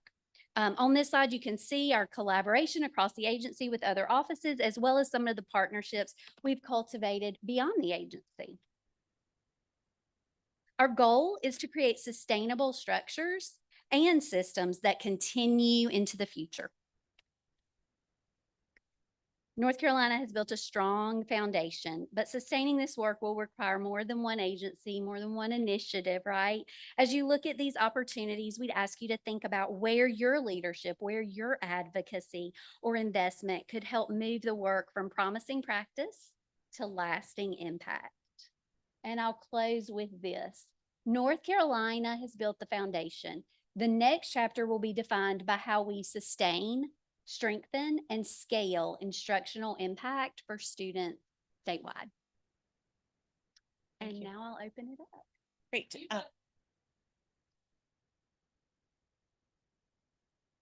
Absolutely. Thank you so much. Thank you. Appreciate the effort. I know this is it's a lot of work. Couple of questions for you all. Number one, so I know that I believe the Friday Institute did the initial kind of assessment of the Science for Reading program, where a number of recommendations were made to the General Assembly where we had passed follow-up legislation. I'm just curious, kind of at a macro level, what kind of assessment is being done with this program? And then maybe to jump ahead, I guess my second question is, what additional resources or changes do you feel like you all need to make in order to continue this program, to make this program successful? So I think one of the things, and Dr. Norman, I'll let you definitely jump in. I think one of the things that we always look at when we look at any time a policy has come through and we begin to implement that policy, I think we inevitably, everybody wants to turn to student outcome data. So that's certainly one of the pieces that we look at. But we also look at when we implemented our letters training, we looked at that implementation as well, and we looked at outcomes with that, and terms of the quantitative number of teachers trained and those kinds of things as well. I think when we start to really, and the other piece that we can point to in terms of quantitative data is where the rubber really meets the road in terms of where this policy is being implemented is when we look at our literacy intervention plans and we look at the quality of those literacy intervention plans and the quality of what districts are identifying. What are the steps that they said they are going to take? What are they going to put in place? And then not just what are you putting down on paper, but what are we actually seeing in the districts? So I think our early literacy consultants that are regionally based and our early literacy specialists have been critical partners to identify districts where we know this work is happening so that we can go into those districts and take a look at what's happening, and then we can begin to replicate those efforts across different districts. I think that the literacy intervention plan has been certainly one of the biggest critical levers in terms of really evaluating how are we implementing this policy. Another question. So you told us previously that about 400,000 people are consistently do not come to class. Can you tell us what percentage of those are in K through 3? Attendance data, I'd have to look that up. I'd have to see. Also, Ms. Berger, back to your question around replicating efforts as well. We are actually providing fundamentals of literacy coaching training to district level coaches and any district level coach, be whether they are in an advanced teaching role or if they're a school-based coach across the state as well. So that is something our office is working toward as well. I want to get back to the question. It probably sounded crazy when I asked that because that kind of struck me. But was your point in terms of needing additional funding for offering the support, or where you should stop those who had achieved or had reached a certain point and provide those same resources to the ones who had not? I think if I consider, if we're going for, shoot the moon, big ask, we would love to see a literacy coach in every school. If we can't see a literacy coach in every single school, then we'd love to see a literacy coach in maybe all our low performing schools. So we will certainly take all the literacy coaches we can get, because we know that that is the critical leverage point. We know that classroom practice does not change just because you went through letters. Classroom practice changes when you go through letters, and when you have sustainable structures in place, and when you have a partner to come along and support you to implement the learning, and support you to look at the data, and support you to ask questions and go deeper into that. We know that's where classroom practice, that's where outcomes for kids change, is in the classroom, and with a thoughtful, helpful partner to make that happen.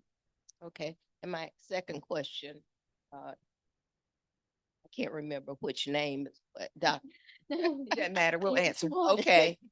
You mentioned you were coming up with recommendations in terms of us having the same curriculum, having a statewide curriculum. Having some options, an approved list. Okay. And when will that come forth? We are working on the process now, and we hope to be able to start to share some things with our literacy standards adoption. And so within the next few months, we'll share the process, and then it'll take a little time for the list because we have to do the RFP and all of that stuff. But we will have a defined process where we would have how publishers get on the list. So why would you have a list? Why would you not say, this is the curriculum we're going to use? Because our goal is to figure out high quality instructional materials. So it could be more than one curriculum. And so given the local district's choice, but we don't want 10, we may want 3, based on when you think about the ability to train, sustain, and all of that. And so just looking at getting a narrowed list of 2 to 3 options so that schools have, or districts have, the options. And why not go to 1? Because 1 would limit any choice for districts. And so that would be drastic. So I could respond to that, and I absolutely understand the idea of having something that everybody has to do, but this is where an approved list comes in. So when we think about school buses, DPI has a very defined parameter of the types of vendors that you can go with, and so that ensures that every district is meeting the standard that has been laid out by DPI.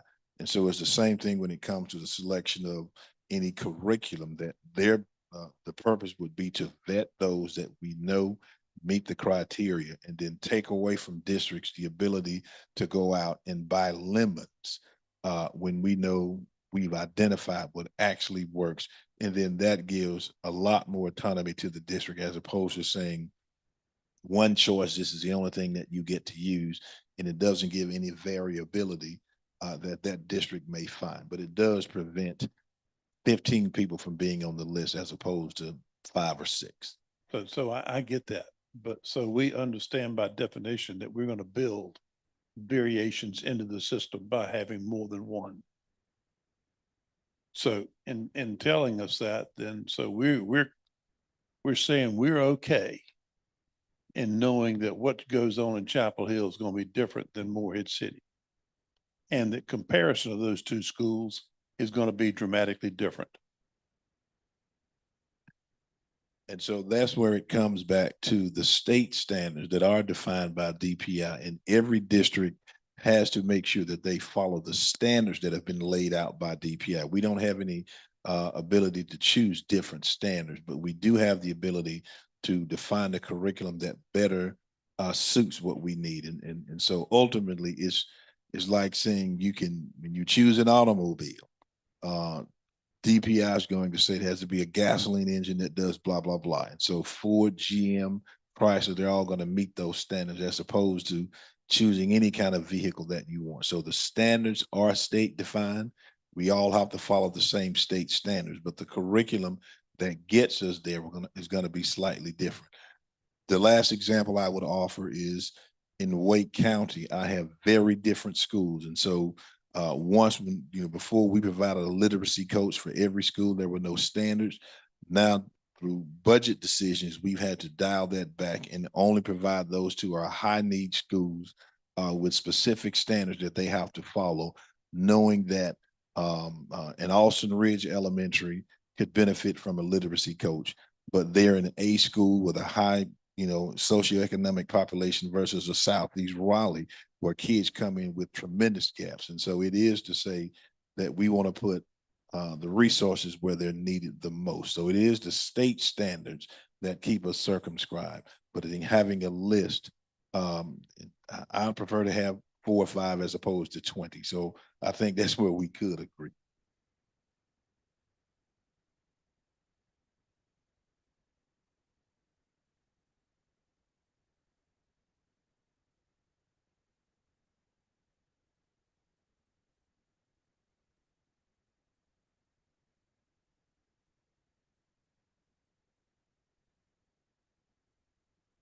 And the first grade, there are only so many great ways to teach that child how to read. So when we're starting off, this is where the rubber meets the road. So we figure out what's the best. And then we say, by God, this is what's going to be all the way across the state. Now, when we get to Second World War history in high school, we can discuss that all day long. But when we talk about how to teach a kid to read, and we have 5 different choices or 15 different choices, we automatically are building in variances into the system that will never recover. It's just reality. I've seen a handful of hands go up. So Dr. Gardner, we'll start with you and I'll make our way down through Dr. Martin, Krista Smith, and then Mr. Duncan. I just want to go back and revisit the reading retention at 3rd grade. Has there been any study of, so there's 3 different pathways. Student can be retained in 3rd grade, 3-4 transition, accelerated 4th grade class. Any research done on performance on the 4th grade EOG based on those pathways that we could learn? I mean, that's been in place for years, so we should be able to learn what is actually effective and be able to replicate that. Currently, no, there's no study. However, we do have lots of research partners that we could reach out to engage in that study. We have our friends from the collaboratory in the back and met with some of those folks last week. So that's certainly on our radar of research topics. Just like to make one comment. Early in the slides, when we looked at the Dibbles data, it was, if you began to notice that each of those bars went up and then they started down and went up and then they went down and up. Well, the reason they're going down as much as they are is summer retention loss. You're losing ground in the summer. So the reading camps part is an opportunity to intervene in the summer. And I probably would think 72 hours is, we were talking earlier, probably about 3 weeks, Monday through Thursday. But you could probably, a 6-week program, you would have a lot less loss. And the real problem is the people who are going are voluntarily going. So I'd submit that the kids who are retained, and I just took your number of 9,700 was 35%, and assuming there's about 28,000 kids who did not pass the EOG. So if that's about right, then the idea of all of them mandatorily going, it's like we have compulsory attendance, if you're between ages of basically 7 and 16, if you are not proficient, then you kind of you had to go. Then you would actually be getting the kids who probably need to go the most. And if we could expand the time, that is not a very expensive intervention. And I think it would actually make a huge difference going into the future years. I'm sure you all probably agree with that as a great thing, but that would make while we're using time is a big part of instruction. Yes, what you do is important, but if you don't do enough of it, and particularly if you're behind, you need to do more of it. So I would feel really strongly about something like that. Hi, so my oldest daughter graduated from college on Saturday. Congrats. Thank you. Thank you. I'm saying that on official record. I remember attending kindergarten with her and being in the room the very first day and thinking what unique backgrounds and wide range of pre-elementary school learning that her classmates had had.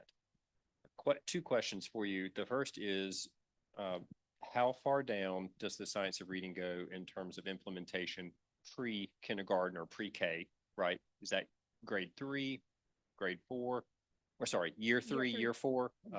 When is the opportune time to begin implementing the science of reading? I And would then- say at birth.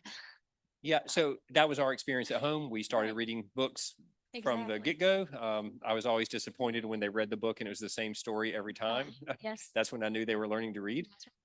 But is there anything that can be done to build a stronger on-ramp to elementary school so that our starting point for kindergartner kids is higher? That was the first question. The second one, feel free to decline it, is have you seen any impact of cell phones among elementary school kids and the distractibility from phones as an impact upon their ability to concentrate, decode words, persist in that phonics process?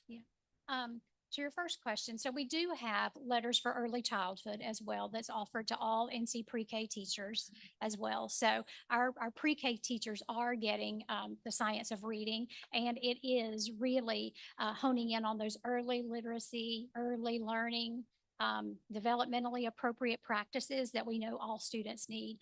So our NC pre-K teachers are getting that, and it's offered to our private pre-K teachers as well. It's a little bit more challenging to get an audience with them, just because of, they don't have as many extra people, and finding time to do that, I think is a little bit more challenging. To your second question about distractibility, I think, we all have some anecdotal evidence. I won't say just cell phones. I won't limit it to just cell phones. I'll just say the impact of screens on students at a very, very early age. No hard data that I would share with you today, but I definitely think and certainly think that any teacher in the room could also, I think, attest to the increased distractibility that screens are presenting. And I know, lots of districts are having lots of conversations around that. And it's a very much a national conversation as well. But we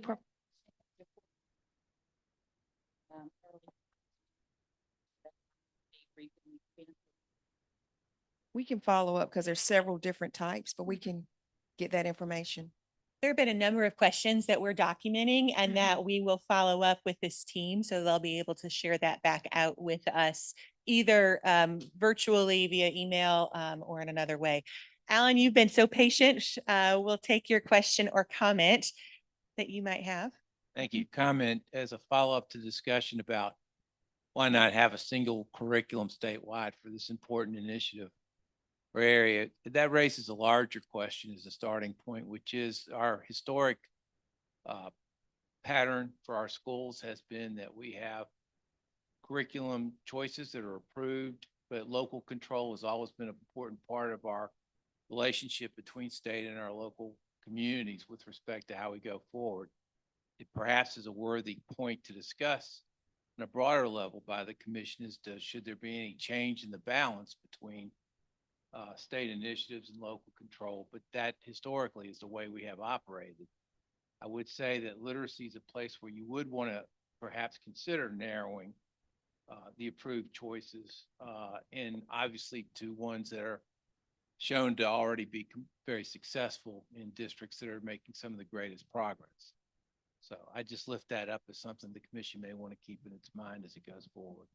I saw you grab the microphone. So Senator Robinson, we're going to give you the last comment or question before we move into our quick break so we can get set for our 1:30. Well, I'll make it quick and it'll be a comment follow up to Don's, because, it is common sense for us as parents who have had the resources to send our children to summer programs. My children, who are now 51 and 43, always went to summer programs. They never had a choice.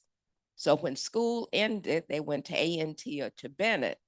And so learning did not stop.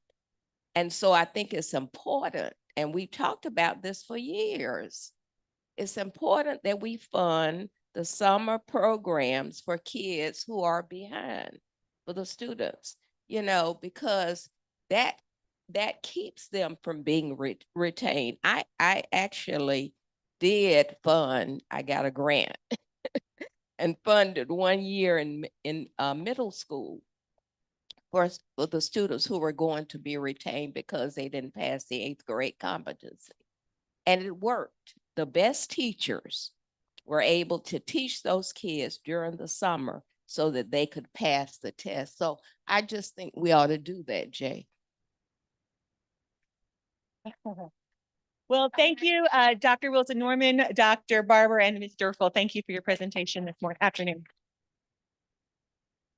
We just have about 4 minutes where we're going to take a quick break. I had them save the sweet tea. If you needed some sugar or caffeine, we're going to get set with Rachel Cantor's presentation on the Mississippi Marathon. A little bit of a different perspective, but continuing to grow this knowledge bank for you. So don't go far, but you have a quick break while we transition and get her set up on Zoom. She's the boss.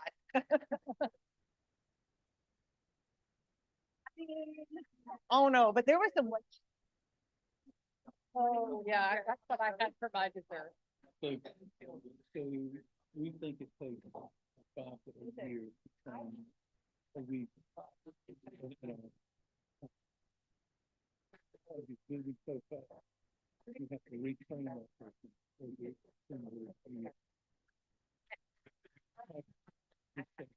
The computers are whatever it is.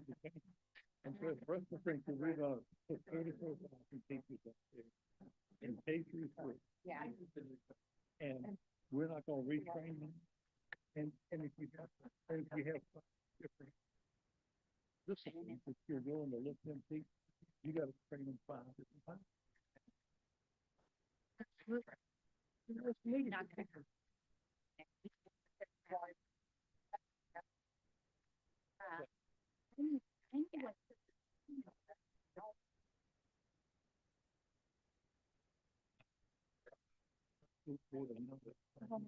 They don't know that. That's where it is from that.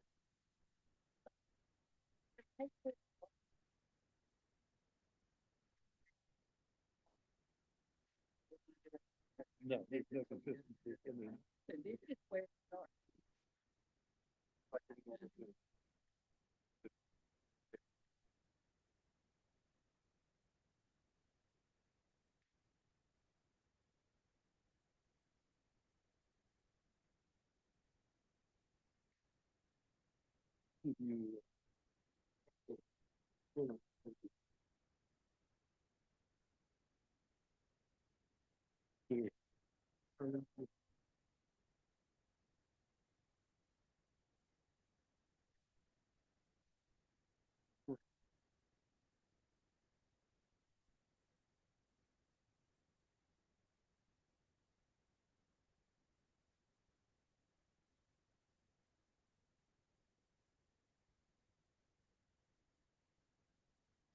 I see your slides on the screen, which is great. The delay is good. So I see you going through the back end of it, and now what happened in Mississippi is up. And now let me get your sound. All right, I see your face. Are you okay with how that looks on there? Yes.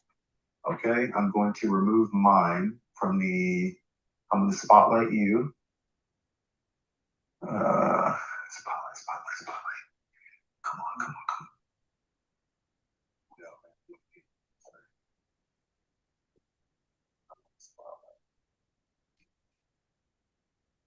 Content, great. So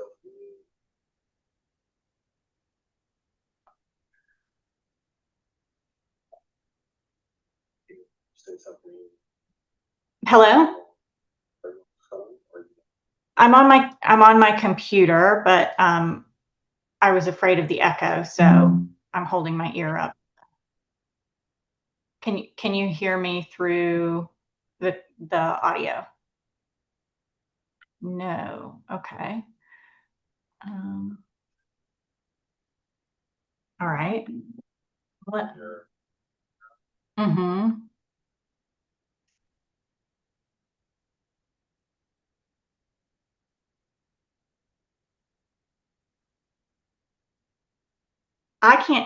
I can't hear any audio coming from the the meeting. I can hear it through the phone, but not from the computer.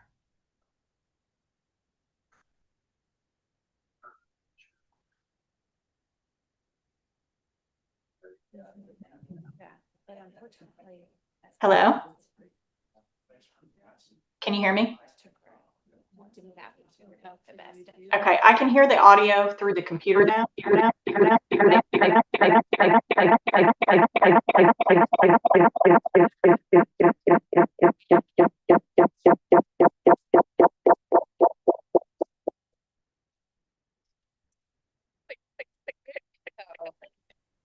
Two weeks ago, we lost power and the bathrooms were.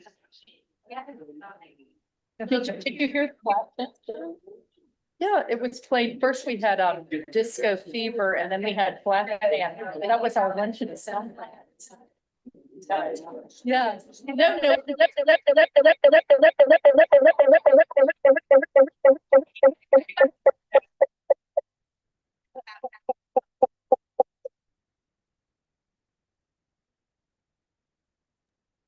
Testing. Testing.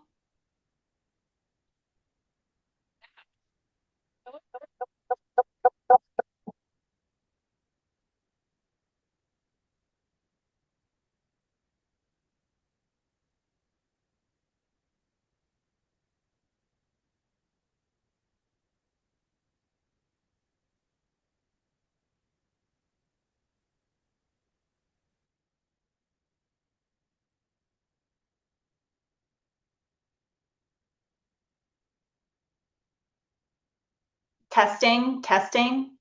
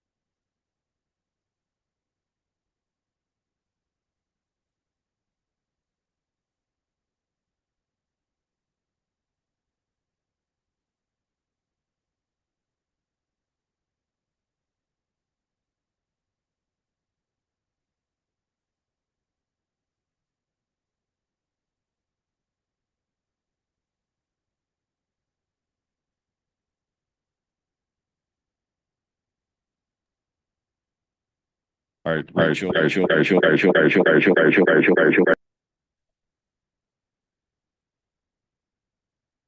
I could hear that, but there was a lot of feedback.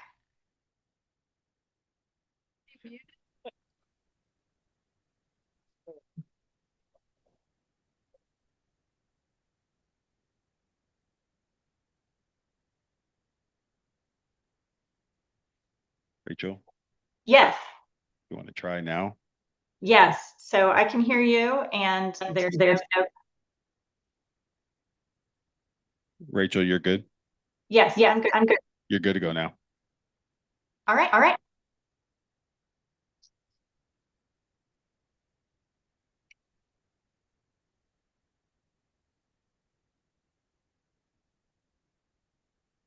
And we are so excited to have you here with us virtually. Just a brief introduction. Rachel Cantor is the founder of the policy advocacy organization Mississippi First. She is joining us virtually from Jackson, Mississippi, I think. She'll be there. And she is the Director of Education Policy for the Reinventing America's Schools project at the Progressive Policy Institute. As we talked about today and a little bit last month, we have been hearing about the success of Mississippi's education reform. The state moved from being last in the country in fourth grade reading and math in 2008 to at or above the national average by 2019. After adjusting for student demographics, the Urban Institute recently found Mississippi ranks at or near the top of the nation in NAEP reading and math assessments. Rachel Cantor's work focuses on systems approach rather than singular solutions, which she often refers to as the Mississippi Marathon rather than a miracle. That accountability and persistence, high standards for learning, and high expectations for all learners build the conditions for improvement. She is here today to give us the wide-angle view of Mississippi's educational transformation and help us consider what we can learn from Mississippi's success. Whatever technical glitches occur from here on out, I bear no responsibility.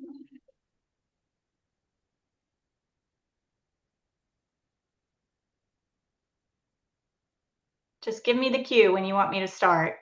I can't see any of you right now.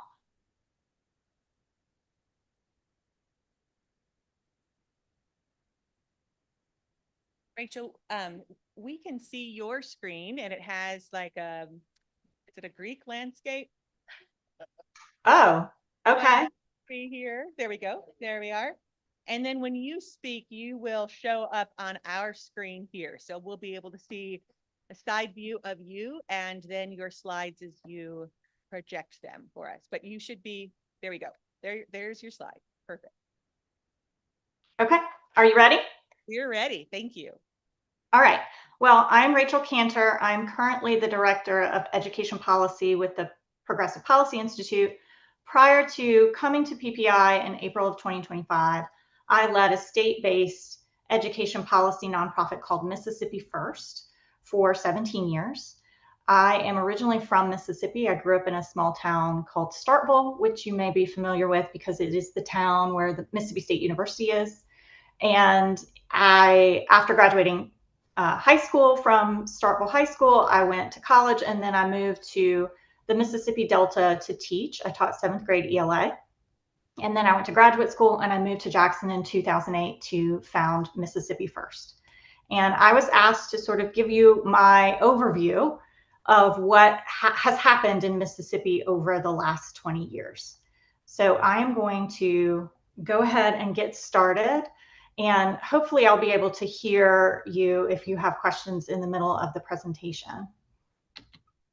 So let me first tell you a few things about a paper that I published in April of this year. It went out on the same day as an essay from me in The Atlantic was published.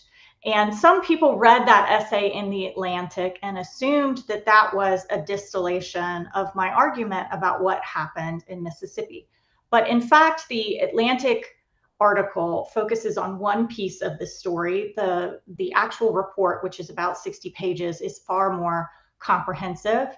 And it is intended to give a wide angle view of Mississippi's educational transformation in the last 20 years, told from my perspective as a person who was deeply involved in many of the things that led to that educational transformation as an advocate for Mississippi First. The 60-page report gives a lot of context about the history of education reform and all of the complex factors that led to our success. I talk about the policy that we passed, adopted, and implemented. I talk about the people who were involved in the implementation. And I talk about the fact that this is a story of persistence. It was not one thing done by one person that led to some sort of overnight success. It is a long story of getting better, getting better, getting better, until finally we reach and then start to exceed the national average. I also want to say that the report, as well as what I'm going to talk about today, is not the literacy story.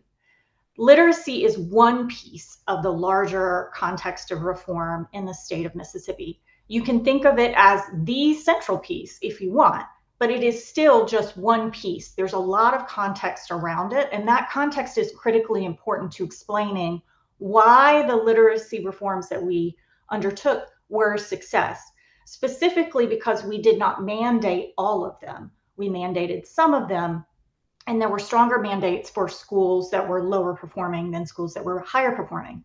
But the entire context explains better why all of these things were successful. So first, let's go through a little bit of what this success does look like. So here are our 4th grade scores in both reading and math over the last 25 years.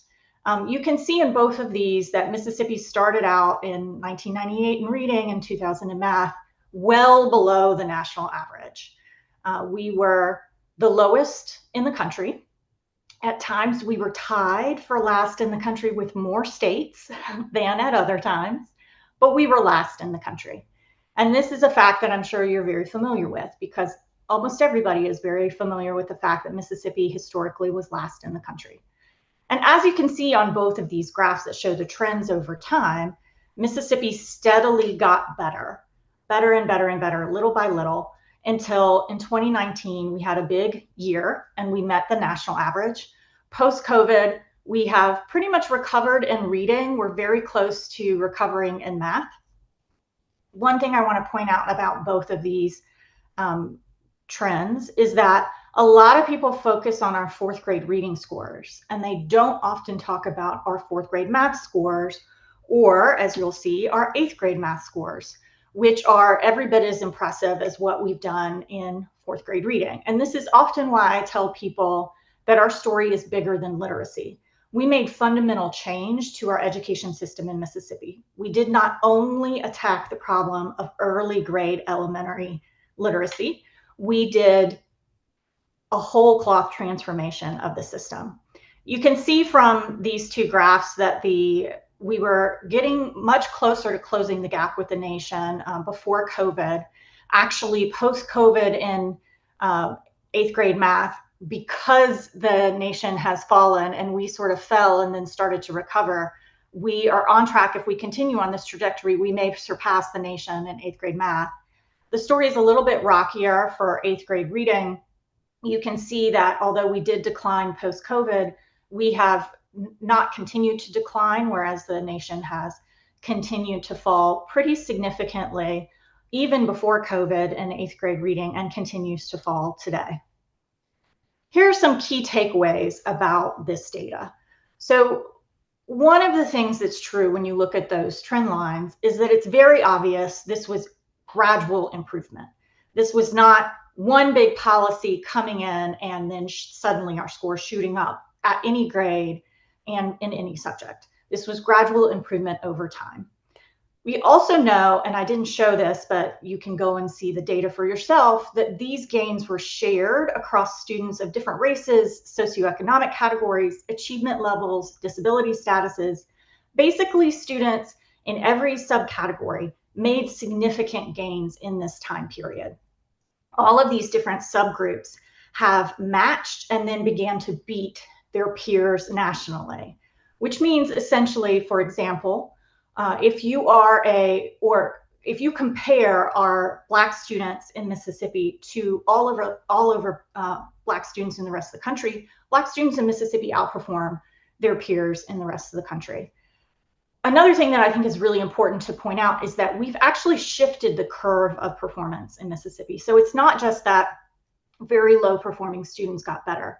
Every student at every level got better. So kids who were in our 90th percentile versus kids who are in our 10th percentile. It wasn't just that the bottom got better. Everybody got better. The curve has shifted. And that tells you how truly deep this transformation was. It was not that our white wealthy kids got better or our kids right around the proficiency line or right around the national average, line got better. It was all kids got better. I think, as you've said, controlling for demographics, Mississippi is leading the nation in 4th grade and 8th grade math and in 4th grade reading. And in 8th grade math, we rank 4th. A final thing that I will say, there are a lot of people who just don't want to believe that Mississippi is truly, beating the odds. And they have lots of conspiracy theories about what we did to game this system. I think if you look at the balance of evidence, it's very difficult to show that Mississippi gained anything. These were gradual improvements over time. There was no, miraculous anything that happened overnight. The claims that Mississippi's retention policy allowed us to basically get rid of our lowest performers and then artificially increase our average have not been borne out by the facts. Again, this is a shift in the curve. It wasn't just that the 90th percentile, 50th, that they stayed the same and we just dropped the kids at the low part. The entire curve shifted upwards. It was a true improvement. Another thing that people say when they want to criticize Mississippi is, but what about 8th grade reading? Because our 8th grade reading scores are not as stellar as our 4th grade reading scores or our math scores. So this gets into a little bit about what the science of reading tells us about reading comprehension. And if you've ever seen this graphic, this is Scarborough's reading rope. It is a visual to explain the process, the complex process of reading. You'll see that here we have sort of two categories. We have language comprehension and we have word recognition.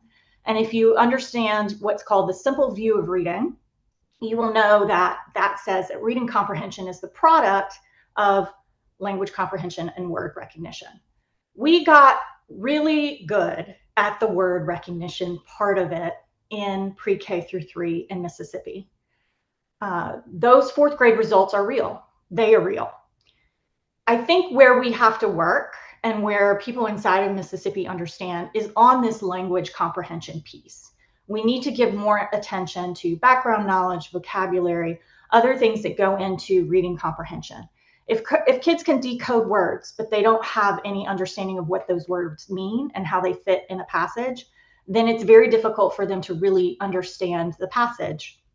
In 2026, our Mississippi legislature passed an adolescent literacy bill to attack this problem of what do we do between 4th and 8th grade to continue to improve word recognition for kids who didn't quite get it before, or maybe as words get more complicated, they still need a little support, as well as really go deep on this language comprehension piece.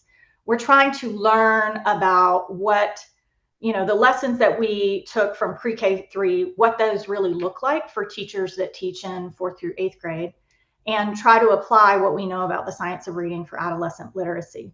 We have been aware of this 8th grade reading issue for a long time. And I think a lot of people in Mississippi, there were some people who were certainly hopeful that, well, all we need to do is improve word recognition.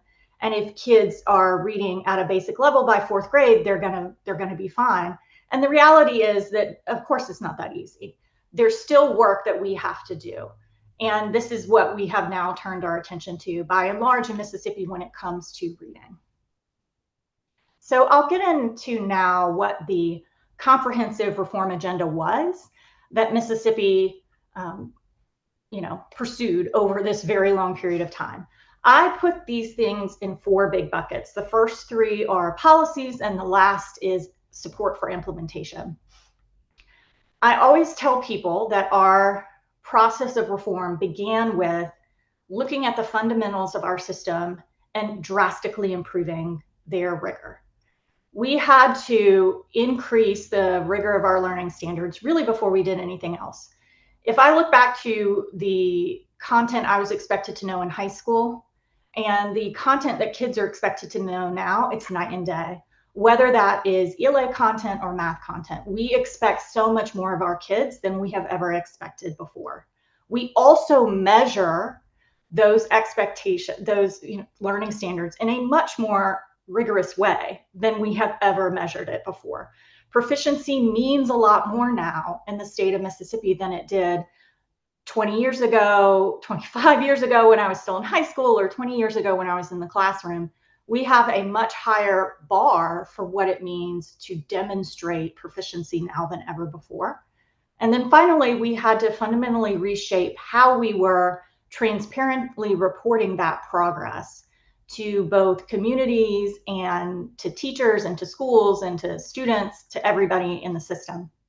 We changed our accountability system from being one that gave schools credit, partial credit for below grade level performance, and partial credit for things like getting a GED or graduating high school in 6 years, and partial credit for not quite getting to the expectations, to a system that was based on you only get credit for being proficient or advanced, and for making growth according to getting closer to proficiency. So we used to have a growth model that was based on how a student was predicted to perform compared to other students in their demographic profile. Now we have a growth system that is based on, do students move from one year to the next closer to proficiency? If they're already at proficiency, they have to stay there to meet growth, or they can move to advanced. And if they are advanced, you get a little bit extra credit for growth if they stay there. But our new accountability system is heavily weighted toward growth, and it has this real sense in the system that you really have to make meaningful progress for kids, and you have to demonstrate meaningful knowledge for kids in order to get credit in the accountability system. And then we change the labels so that it is much more understandable for the public. We now have A through F labels instead of descriptive labels, or 1 through 5 that, you know, people were confused about. Is a 5 the best or is a 1 the best? What does that mean? The second is consequences for poor performance. So this meant that we had to make sure that there was sort of an ultimate consequence for when schools just didn't make the mark over and over and over again. We had a number of school districts in the state of Mississippi that had chronically been falling way behind for their kids. And Mississippi had to get a lot more serious about what state takeover looks like. We passed the state takeover law in 2009, but it really wasn't until 2012, 2013 that state takeover law truly had support from the department and was really a threat. We didn't just change our state takeover policies, though, and tie them to our accountability model, but we also made sure that there was a lot more intensive intervention on the part of our State Department prior to a school district running the risk of being taken over by the state. So it wasn't just that, you know, school districts could teeter for a really long time sort of on the edge, and then if they fell over, okay, then we take them over. We were identifying schools and districts at risk and essentially mandating particular interventions to try to prevent them from ever being at risk of takeover in the first place. The third bucket is evidence-informed instructional policy, and this is probably what you're most familiar with. Things like the science of reading, pre-K, high-quality instructional materials, a new state initiative around multi-tiered system of student supports, real oversight of that by the State Department of Education, and then in the last couple of years, an adoption of this emerging science of math and trying to figure out how to pilot the same sort of strategies in math that we have employed so well in reading. And actually in 2026, the legislature also passed a math initiative to sort of give some of that extra heft to MDE as they try to figure out how to do this on the math side. And then support for implementation was really critical to making the whole agenda actually make sense to teachers in classrooms and to be real to students. And this meant that our State Department really had to shift their practices. They had to become service focused instead of compliance focused. A lot of that meant that there had to be different types of people who worked at the State Department of Education. We had to move from folks who were, you know, maybe not experts in what they did to people who had really been in schools, had really had success turning around schools, or had success leading teachers, being in these roles in order to give our State Department credibility and for it to have the vision to really lead this work. We also doubled down on educator training, on coaching. We made reforms to licensure to make sure that new teachers really had the content knowledge they needed to be successful. The State Department of Education got really serious about quality control. There were a number of initiatives that they ran directly from the department to ensure that they would be done with quality. Mississippi is a context in which a lot of our school districts are small and rural. We have a number of school districts that have fewer than 5,000 children. And in school districts that small, you may have an elementary, a middle, and a high school.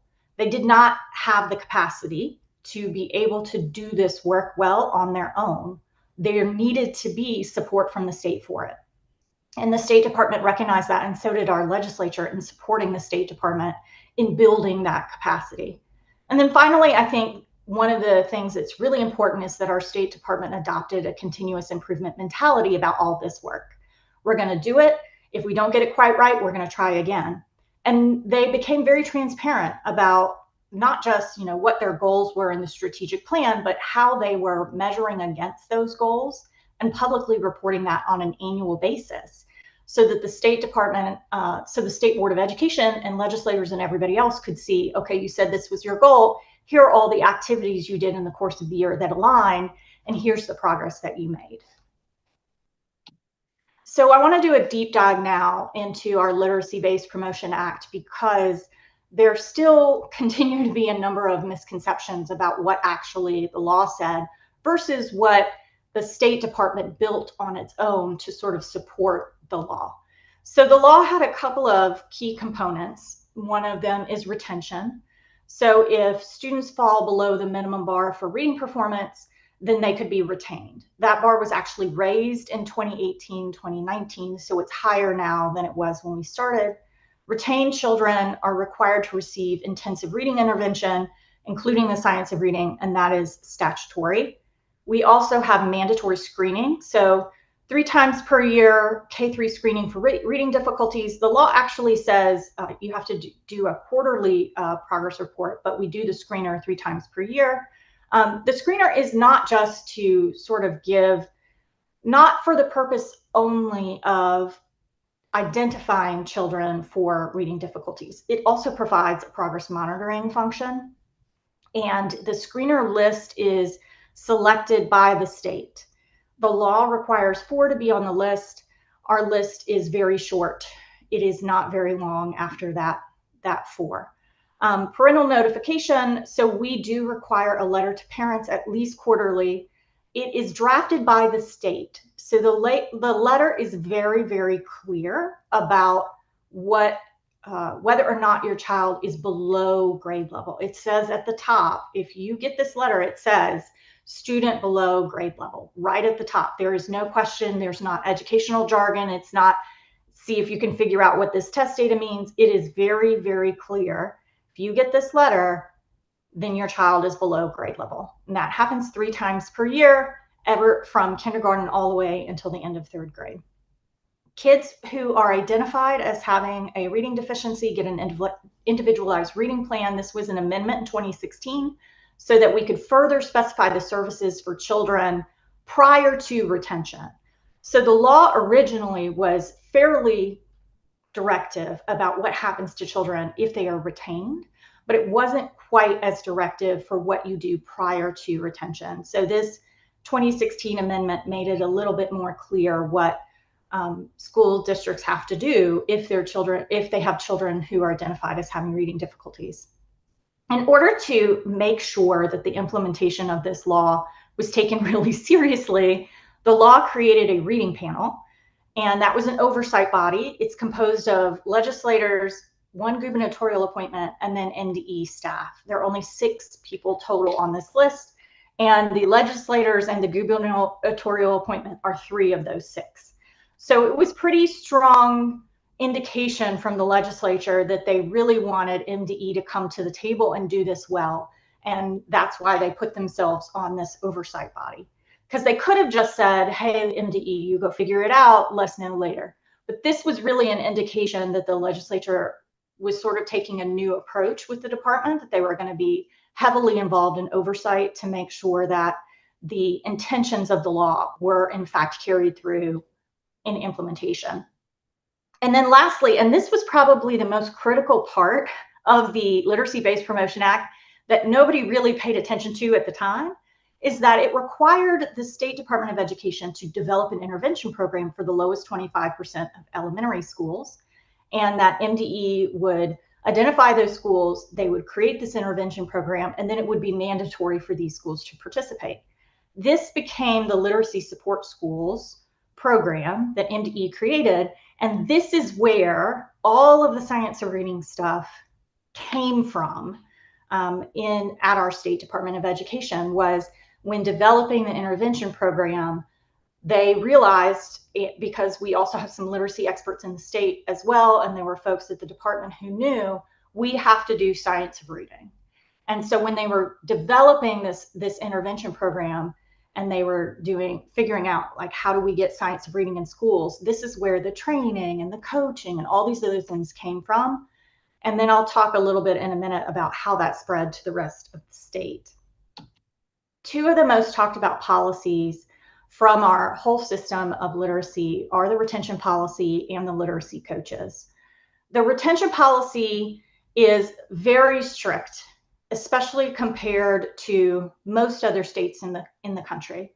A child has 3 total tries to pass the state exam because the retakes are actually an alternate form of the state exam. They are not a different assessment. It's not a completely different vendor or completely different, set of skills, et cetera. It is basically 2 other versions of the state exam. They have 3 total tries to pass it. And if they do not pass it, they are retained unless they qualify for one of our very narrow good cause exemptions. In 2015, which was the first year that this went into effect, the bill passed in 2013, and the 2014-2015 year, 2 years later, was the first time it went into effect. 8.1% of third graders were retained that year. By 2018, that number had fallen to fewer than 5% of students. Because it had fallen that low, and because that rate was about the rate it was before the policy went into effect, the State Department actually asked the legislature to raise the bar. And this happened a little bit before 2018 when that went into law. But 2019 was the first year when the raised bar went into effect. That year, the third graders that year, the retention rate of third graders that year was 9.6%. That is the highest it has been ever, before or since. It was 2019's fourth graders that met the national average. Those fourth graders, which faced a lower bar for reading performance, only had fewer than 5% of students retained. So this is also part of the reason why this retention argument doesn't make any sense. The timeline really doesn't align because the 2019 third graders, where 9.6% were retained, 2020, of course, nobody took an assessment. And then in 2025, post-COVID, we are back to about a 6% retention rate. I want to say that this past year, about 77% of kids passed on the first try last year. What it means to pass in Mississippi now, we have 5 categories of performance on our state exam. They go from below basic to approaching proficiency to advanced. You now must be approaching proficiency in order to pass. So 77% last year were in that third category and passed on the first try. About 6% were retained after a good cause exemption. There's about 1% of kids who don't take the test because it's not appropriate for them to do so because they have a severe intellectual disability. About 6% pass during one of those 2 retakes. So after all the tries, about 85% of kids pass purely on the exam. And then about 10% of kids are in the good cause exemption categories that include students who are learning the English language and they haven't had 2 years. They were identified as students with disabilities and they have already been retained once. Students who have already been retained twice, regardless of disability status. Those are the categories for kids who may have gotten a good cause exemption that were not passed because of one of the retakes. So it's a lot fewer kids than you may think. A lot more kids pass based on the assessment.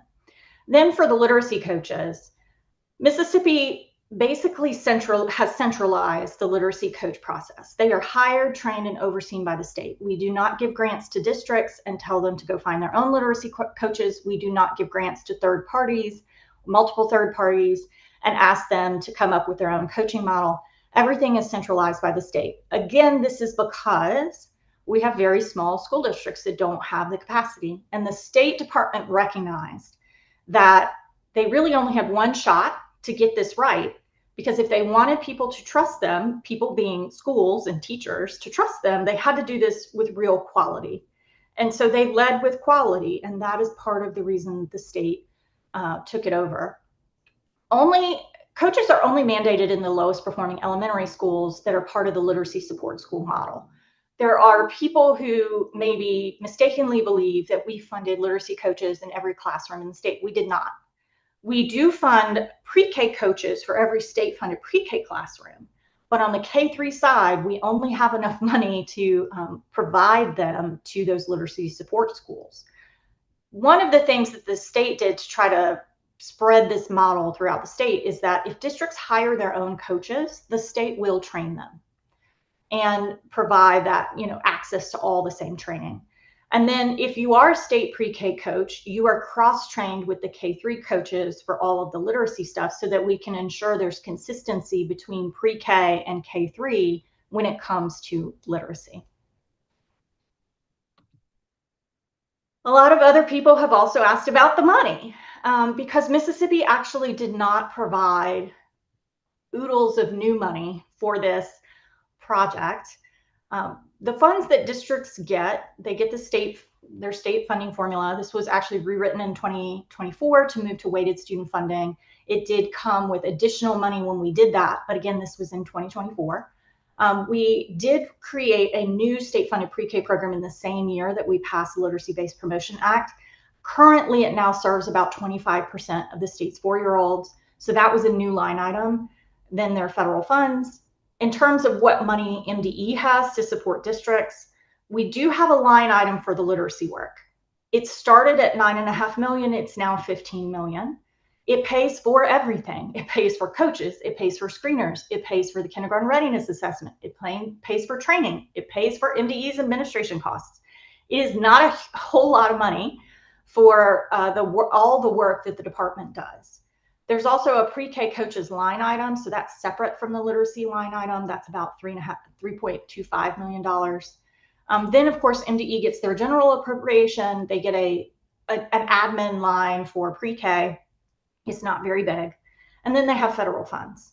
So in a lot of ways, this story is about some new money, but also being very intentional, very, very intentional about the money that the department already had and making sure that that money was used in the most effective ways to support districts to do this work. So that was sort of the policy. Let's talk a little bit about the people. So Mississippi is truly, I think, a case study in collective leadership. If you look at this graphic, you'll see that there are, everybody basically involved in education policy in any given state.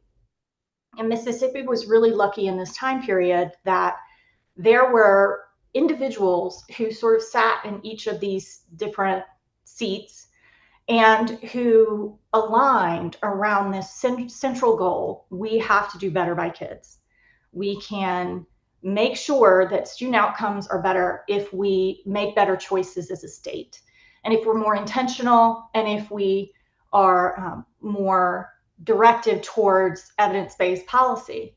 And so we had people who were advocates, people at the State Department of Education led by Carrie Wright and her team, the state board, folks in the legislature, the lieutenant governor and the governor, and then of course local educators who really believed in this mission and who drove this work collectively. It was not a case where somebody went out and said, with a bunch of money, and said, I'm going to gather all you important people together and you're going to write a blueprint and then we're going to go do the blueprint. It was far more organic than that. And I say to people, if there was a miracle in any of this, it was the creation of this collective leadership. It was people like myself, like folks at the State Department who really had this same mindset, finding each other and building relationships based on trust and working through our conflicts over a long period of time, trying to do what was best for kids. I would say that if you ask me like where this started, I would certainly say it started in the legislature. The legislature sort of was the first mover. They passed a raft of reform legislation in 2013. There was some stuff that happened before, and of course there were some things that the State Department had done before that.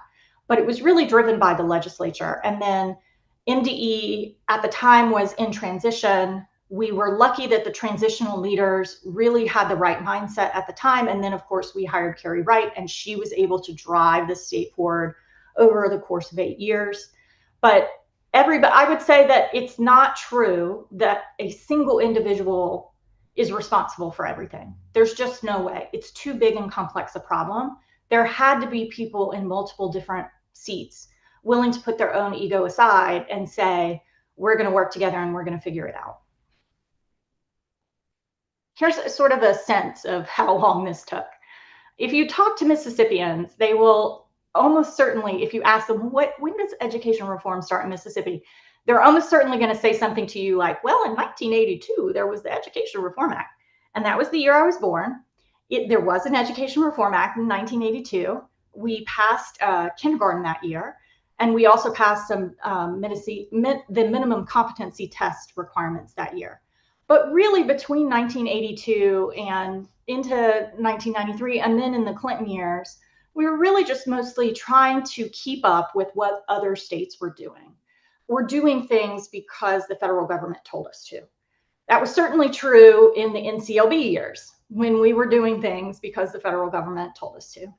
It wasn't until around 2009 when we started to get sort of the first seeds of true state-led reform. And I really think that us making that shift around that time period was really important, because as you will recall, the federal government decided to stop leading education reform shortly thereafter. 2009, we moved into a period of waivers, and then of course we moved into ESSA. And it is the case that education has always been driven by the states. And had we not made the decision to sort of take charge of our own destiny, I think it would have been difficult for us to be at the place that we are now. I would say that we've now moved into a new phase of state-led reform. We've had this tremendous success, but there's nobody in Mississippi that will tell you, oh, we're done now. As you can tell, because the legislature this year passed both an adolescent literacy bill and a math initiative bill, we don't consider ourselves done. We don't look at that national average and say, well, that's good enough. I think everybody in the state who works on these issues knows it's not enough and that we have to keep going. And I think one thing that has shifted, though, is that we are so proud, so proud of finally being a state that has a good story to tell about education, that if we were to run into a roadblock or, fall back, there would be a lot of urgency around what are we not doing right? We got to get better. I'll also say, just as a last note about this timeline, that Mississippi's success is best understood as culmination over time. It's not true, though, that we started literacy in 2013. There had been state initiatives by local nonprofits, by local school districts around literacy for a long time. What happened in 2013 was that because of the urgency created by the Literacy-Based Promotion Act, a lot of those sort of local efforts could find their way into state policy and find their way to scale. So many of you may know about the Barksdale Reading Institute. They started in 2000. They were working with low-performing schools trying to figure out this question of how do we implement the science of reading. And when the Literacy-Based Promotion Act passed in 2013, they were some of the people in state that were providing technical assistance to the State Department of Education to figure out what its model was going to be. So here's the formula. If there's no magic wand, but I would say this is the formula. Coherent policy agenda, careful implementation work, collective leadership, and persistence is what leads to improved student outcomes. It is not a magic wand, it is a formula. And this is hard to do. There's no question about it. This is not, nobody wakes up one day and just says, check, check, check, I'm going to do all the things. This takes a lot of work over a long period of time. So what should policymakers do? Here is a little taste of the advice that I would give you. And I give you this advice very deeply understanding that it is easier said than done. I was a state level advocate for 17 years. I had these conversations on a daily basis with legislators, with State Department officials, with local superintendents, with other advocates, with people who were haters and people who were not. It is very difficult, but it can be done. The first advice I would give you is to build a system, not a campaign. One of the mistakes that I see states make is that they look at the list of what Mississippi did and they pick a few. They pick their favorites, they pick what's politically palatable, they pick what would sound best in a press release. They're building a campaign around talking points. They're not building a system. And it's important to think about not, coaching or curriculum. It's important to think how these things fit together in a system. Because really what Mississippi did is we aligned the system for success, from standards to accountability to support to training, the whole thing, we aligned it for success. I would say number 2 is don't assume the fundamentals are sound. A lot of states watered down their standards in 2015. And if they didn't water down their standards, they watered down their assessment, what it really meant to be proficient. Those two are, different states have more challenges than others. Where almost every state has a problem is its accountability system. Even states that have an A through F label, what actually generates that A through F label does more to obscure performance than it does to illuminate performance. And it's really important that if you are going to say that a school is an A, that's based on grade level standards. It's based on a 4-year graduation rate. It's based on meaningful measures of growth, because an A should be meaningful and it should be difficult to be an A. Number 3 is don't give up on comprehensive policies, even if they are politically hard. Again, this goes back to building a system, not a campaign. I see a lot of states who have passed messaging bills, and I will call them messaging bills. They have passed messaging bills in the last 5 years, and they call it the whatever literacy act. It has 1 or 2 things in it, and then they go home. But that actually is not going to get them even close to where they need to be. And the reason that they don't do more than that is because there's political opposition. We had enormous political opposition when we passed the Literacy-Based Promotion Act in 2013. People thought 30% of our kids were going to fail. It did not happen. It did not happen because we worked our butts off, not because it was a foregone conclusion. And our legislature and our State Department took that really seriously. But it was politically hard, and it continues to be politically hard in some ways, but it has gotten so much easier because of the buy-in people feel now for this success. Number 4 is think about implementation, including who is doing it during the policy adoption process and not as an afterthought. When I talk to states about their messaging bills, and I ask them the question, how do you know if it's working? It's a big tell when they don't know how to answer me. California, for example, passed a big literacy bill in 2025, and it was a curriculum bill. And the curriculum bill said, okay, we're going to have this list. Everybody's going to have to do a curriculum off the list. It's going to be mandatory. But the way they figure out whether or not schools are using the curriculum is that they ask districts what curriculum they're using. And they sign a piece of paper and they send it back. That's probably not adequate. It's almost certainly not adequate, because it's one thing for a district to have purchased a curriculum. It's a completely different thing for teachers to be using it and using it effectively. And then the second thing I ask is, well, if it's not working, who's responsible? And oftentimes states will say, well, nobody's responsible. And Mississippi changed our system so that there was accountability in everything that we do. The State Department uses their oversight authority to not just find, things that are in state law, like do you have air conditioning, but what does your MTSS process look like? How many students are in tier 1, tier 2, and tier 3? What are the interventions you're using? Those are, and then if they don't do it, they have other sorts of things that they can require of school districts to ensure that they come into compliance. Compliance is important when you're asking for compliance around the right things. So I think that that's something that Mississippi has done, not perfectly, but much better than many other states. And then last, I would say, keep going, keep going, keep going. Above all, one of the great ills of education reform, at least since I've been doing it for 20 years, is that people get too distracted too easily, or they give up too easily.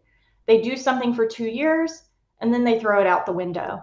And these things take time. They take time to implement. You can have urgency and it still take time. So you have to keep going for much longer than a 3-year cycle or a 4-year election, election cycle. You have to keep going until you start to see the fruits of your efforts. Okay. We have some time for some questions in the room. So we will definitely need to use our microphones. Folks have questions for Rachel? I'd also invite you to stand up if you do. We've reached that time of the afternoon. Rachel, can you address what you did for governance at the state level? Okay. Like the way that the State Department is governed, or the way that all of these things are overseen? The way the top organization is governed, yes. Okay. So Mississippi has this was actually part of the 1982 Education Reform Act. We moved from an elected state superintendent to an appointed state superintendent. They're appointed by a constitutionally created state board of education. It has 9 members who serve 9-year terms. They are jointly appointed. There are 5 that are appointed by the governor, one of which must be a current teacher and one of which must be a current administrator. 2 are appointed by the Speaker of the House and 2 by the Lieutenant Governor. They are on staggered terms.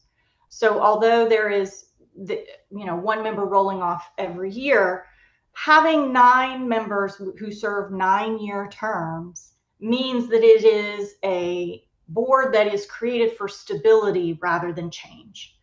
If you get into a good cycle of progress, stability is what you want. If you are in a situation where change is warranted, 9 people with 9-year terms does not necessarily bode well for change. And then, of course, because they're appointed by 3 very different people, you can't easily change it. I think the reason that this shifted for us is that the legislature made it very clear to the State Board of Education, we are not going to allow you to slow walk these things. That was part of the reason for the creation of the reading panel. And it was part of the reason that they put things in legislation very clearly. Our state accountability model is in legislation now. The Literacy-Based Promotion Act, the deadlines, all of that was very clear in legislation. And this was to signal to the state board and the department how seriously the legislature took this charge when they decided to take charge. Now we have a very collaborative partnership between our State Board of Education and our state superintendent and the legislature. The legislature also controls the number, not just the budget for the state department, they also control the number of people they can hire by, we have a process where we have a state personnel board and they give them a certain number of positions. And they say these are so they have various ways of trying to control agencies. This may sound familiar to you. You may be in a state that's similar. But I think that the big thing was there had to be a change that happened at our State Department of Education. And our state legislature made it very obvious that they could get on board or be left behind. And we had folks on our state board who were far-thinking people who decided we have a moment to hire a new state superintendent, and we're going to hire somebody who can do this work. Okay, yes. Rachel, I'm Cynthia Ball and I serve in the legislature here in North Carolina. And I believe I understand you have 4-year terms for your legislature. Is that correct? Yes, for both Senate and House. Right. Well, we don't. And so I'm wondering what you would recommend. Now, there are several things that are different in North Carolina than how you just described it. We have an elected superintendent, a state board, and we have 2-year terms. So there's not a lot of room for people remaining. Of course, some people are going to get reelected, but some choose not to be, some are unseated and so forth. What would you recommend to us, or can you get back to me about what you recommend, and in that we've got a very different model? Thank you. One of the things that I have learned about governance is that there is no perfect form of governance. All forms of governance have their pros and their cons. Like I said, the constitutionally created board with 9 people with 9-year terms did not serve Mississippi well for 30 years. It only began to serve us well when we got into sort of a virtuous cycle of reform, and it could provide that some measure of stability. In our legislature, they serve 4-year terms, both in the Senate and in the House. And there are several legislators who serve a long time. We had some legislators who had been in the legislature for quite a while, but it sort of took this moment of change for them to really be able to be their most effective selves. We had legislators come and go, though. And we've had people come and go from our state Department of Education. I think the important thing was, can you build a sustainable collective leadership? And that's why I talk about the team all the time. You can't do this work with one person or 2 people or 5 people. You really need a team, and it needs to be a collective decision around what's best for the future of, in your case, the state of North Carolina, for us in the state of Mississippi. So it was a couple of people we were advocates. I was in my job for 17 years. Nobody gets to elect me. So they were stuck with me until I decided that it was time for me to go. But there were advocates who stayed for a really long time. We had legislators who continued to run. And then when they decided not to run anymore, we had new legislators step up.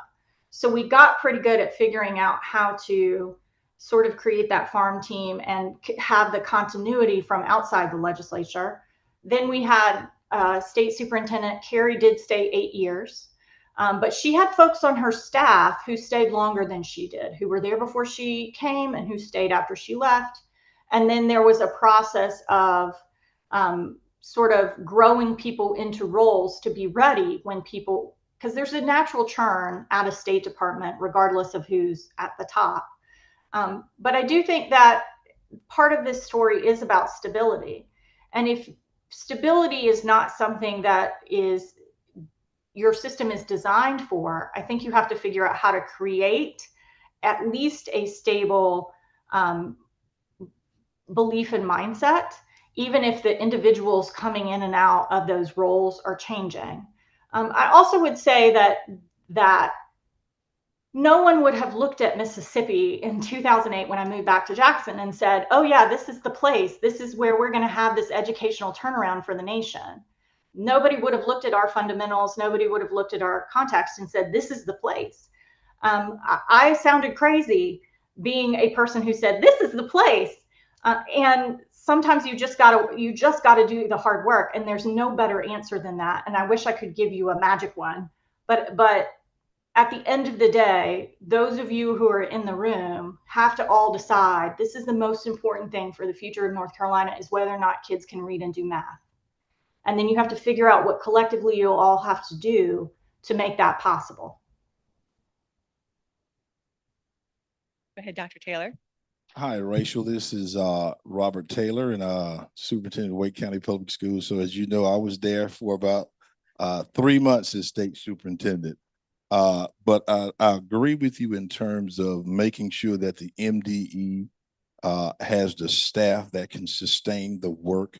So could you talk about the barriers that the department may have faced in terms of the politics of who's there, who's being able to do this work, and what we can do to prevent that from being a part of what we do here? It is about how we create a policy that's going to be what's best for children. I think this bipartisan committee is going to be serious about that work. But can you talk some about what some of those barriers may have been for the MDE? Mm-hmm. So when I I started in 2008. We had a state superintendent who was about close to 4 years into the job, and he had been the longest serving state superintendent since like the late 90s. He left right around 2009. And then after that, we got somebody who stayed about 2 years. And then when Mississippi started to pass all these bills, we had an interim. And it was a real moment of transition at the department. And the legislature started churning out all of this new legislation and having this whole new set of expectations around what the department should do. Because prior to this point in history, the relationship that the legislature and the department had were mostly that the department, they took whatever came out of the legislature, which was not much, and they implemented it however they wanted to. And then they would go back to the legislature and they would say, we want you to tweak this thing and this thing over here. And the legislature would say, okay. And then everybody would go home. Well, the legislature started saying, no, we're going to send over to you priorities and expectations. And we want you to do this. And we want you to do all these new things. And the folks who were in the department during the transition recognized that they did not have the staff at the department to be able to do these things, both in terms of people with the right skill sets and the number of people that they needed. And one of the things that I talk about it in a footnote in the report, because the report was too long as it was, but I often tell people is that the department reorganized very significantly between 2012 and 2014. That transition team actually had consultants come in, interview everybody at the department, and decide on what a reorganization plan might look like and what the skill sets were that the department would need to actually do this work. And when Dr. Wright came in November of 2013, they were able to give her that report. She was able to make her own assessment using the report. And then it was obvious that they needed to change personnel at the department. And so the legislature, because they had so much confidence in Carrie after she was hired, and they decided, okay, well, we are going to give you the authority to make this reorganization happen. So they exempted her department from state personnel board rules for 2 years to allow the department being led by her to release people who were not quite the right fit and to hire new people who had the right skill sets. That was a big, big deal, and it was highly controversial because Mississippi, much like every other state in the country, once you work for a state agency for 90 days, it's very difficult to remove you from your position unless you do something truly horrible. And so it's very difficult to do that kind of reorganization. But the department gave Dr. Wright that authority, and it did expire, and they did not renew it subsequent times but they felt like it was a fair ask. They were asking the department to do new things they had never asked the department to do before, and that the department was going to need new staff. Now, some of that $15 million did go to hire the coaches, but because the legislature did not give the department PINs, which is personnel numbers, we call them something different now, but essentially it's positions, they had to actually come up with a way of contracting with local schools to actually directly hire those people, except they would be, employ those people, except they would be hired, trained, and overseen by the state. So they had to do some creative things to make sure they had all the staff that they needed. But it was really a decision that on the part of the legislature to give MDE the authority to be able to get the capacity at the department to do all of these things. Senator Chair.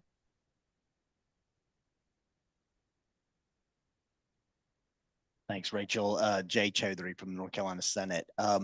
Question about overall funding for your education budget. I think you alluded to it. So did you see funding slightly increase, or would you say, was it more a shifting of priorities? I don't know if you have a breakdown of kind of how the funding. Do you mean funding for schools or funding for the department? For both. For both. I don't know if you can speak to it and kind of how it shifted or increased or both. Mm-hmm. You may recall that there was a big recession in 2008, and the state budget got really ugly for a time period following 2008.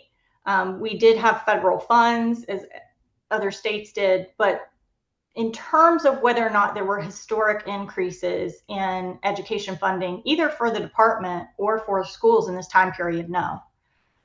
The line item, originally it was 9.5 million, it became 15 million. It was extraordinary in part because we were going through such difficult budget times. And the legislature, even though that doesn't sound like a lot of money, and it is not a lot of money, the legislature made the commitment to give this small amount of money specifically for this use. So a lot of what we had to do, both at the district level and at the state level, was rethink how we were using money we already had. Federal funds, state funds, local funds, to figure out how to leverage those dollars better. The department got really strategic about reallocating money that they had, especially through federal pots, towards the literacy work. So they were thinking about everything. They were thinking about how do we use IDEA and 619 funding on things like pre-K and literacy? How do we use, any sorts of our admin money on these things? How do we ask of school districts they think more strategically about their federal funds before we approve their federal programs applications? Because Mississippi is not a state where there's ever a lot of money. We did have a historic increase in funds in 2024 when we did the weighted student funding formula. We did increase district dollars by about 10, or the state budget for school districts by about 10 percentage points. But in terms of the money that was going to MDE, not really. There were these specific line items. I think we've got one more question here. Go ahead, John. Hello, Rachel. Thank you. I'm actually a retired superintendent. My name is Don Martin. I want to ask you about pre-K, shift gears a little bit. And you obviously have in your list is important role. You provide training for pre-K teachers. Where is pre-K housed in Mississippi? And how is the funding dispersed to districts for pre-K? Mm-hmm.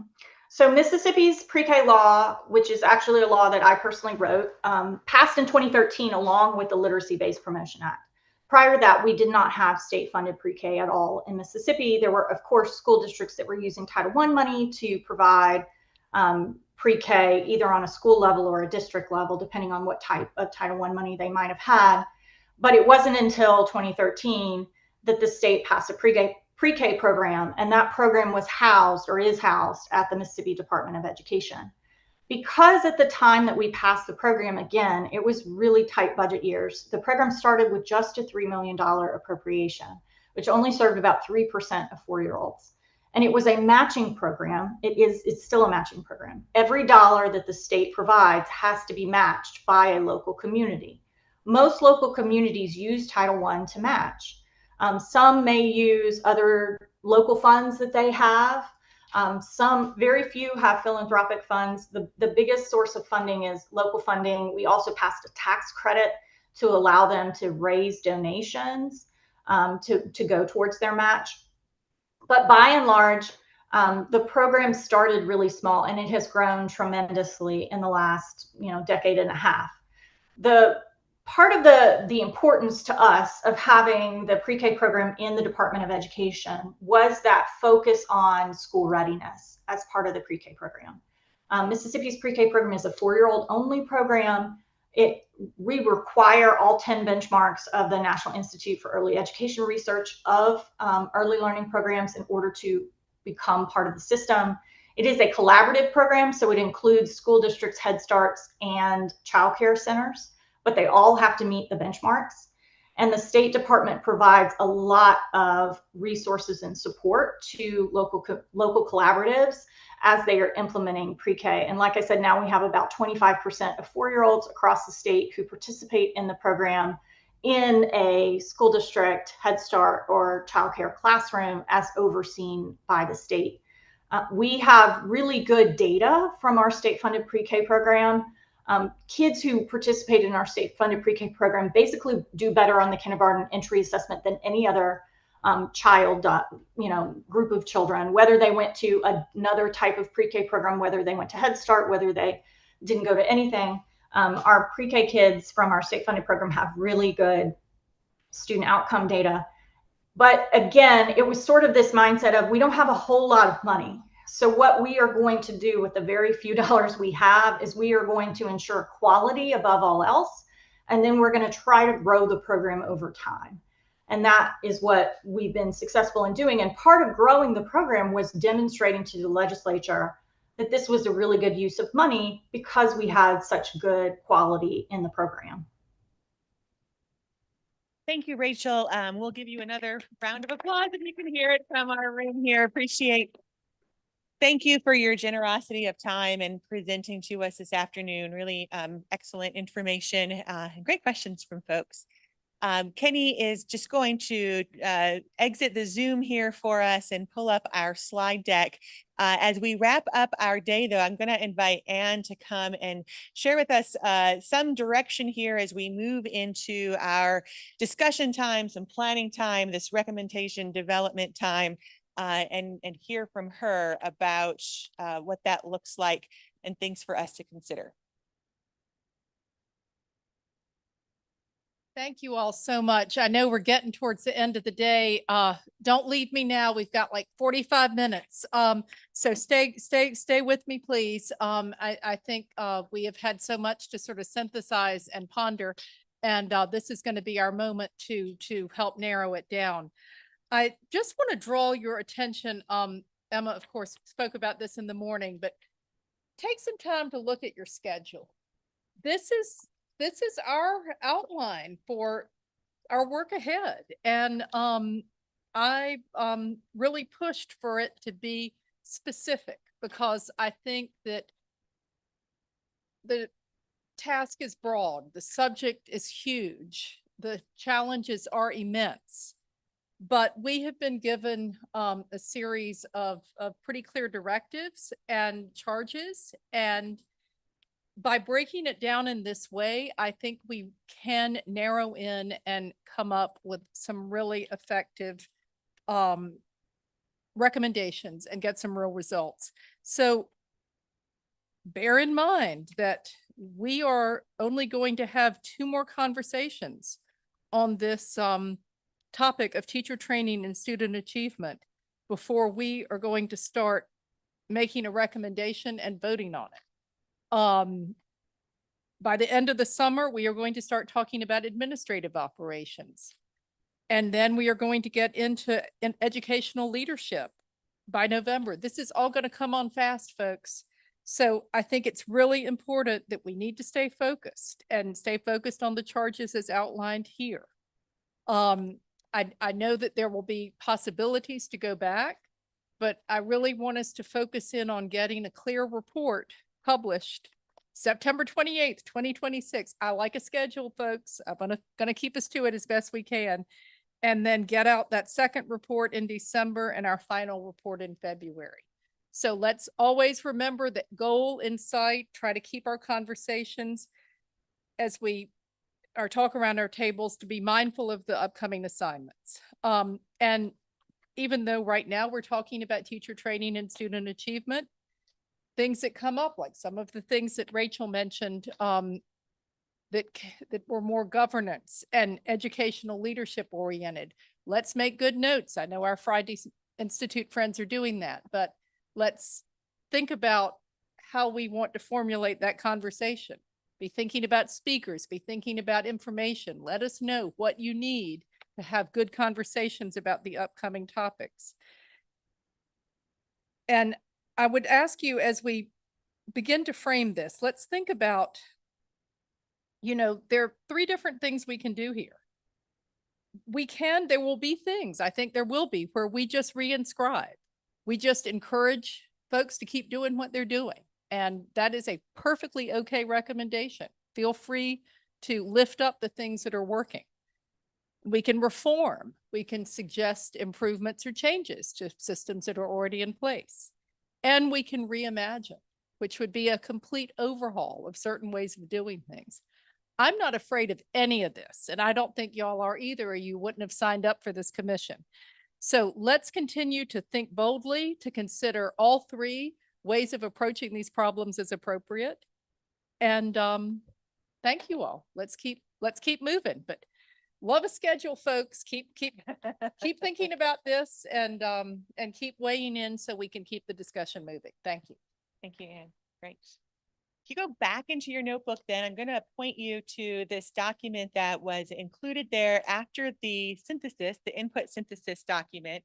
It's kind of a one-page rubric, if you will. So to build upon this idea of, are your recommendations going to reinscribe, reform, or reimagine? But as you are thinking about what that looks like and you begin planning and talking about it and developing that, this rubric potentially could serve as a way to continue to guide the urgency of this task.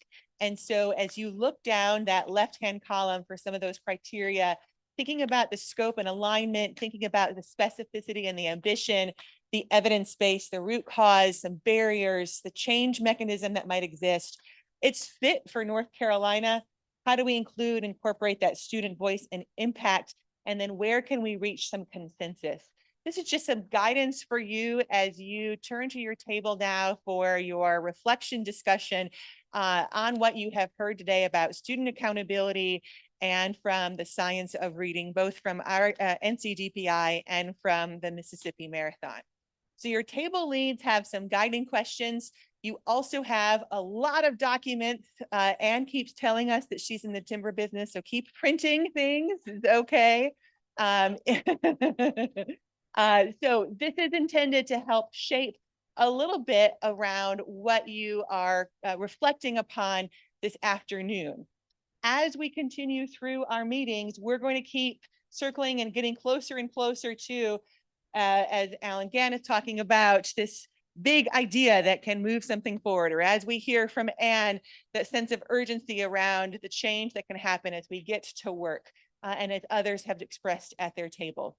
So I want to give you here about 30 minutes to debrief and to share and give feedback on the presentations that you've heard on the day and where you are currently in your thinking. Thank you.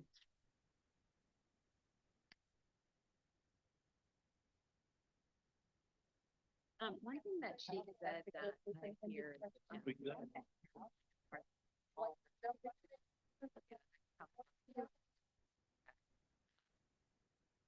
Interesting to me to hear that they had developed this formula that said they didn't have a number of days would have different in that.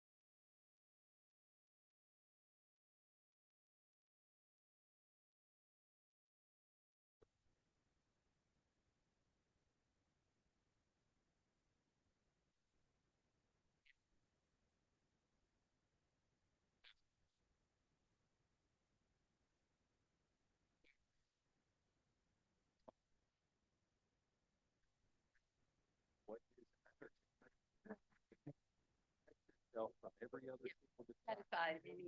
It's almost like 7 Habits of Highly Effective People. First things first, right? It's the same concept. It does feel good, but it's Getting very crystal.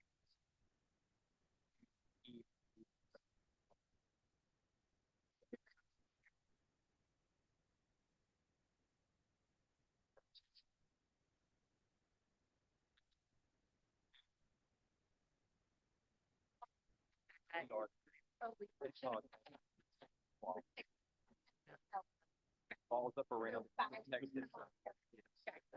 Child concept is actually the name of one of his principles. Sorry, I got caught up in my metaphor and couldn't explain it. The porcupines. Yeah. Called the child concept.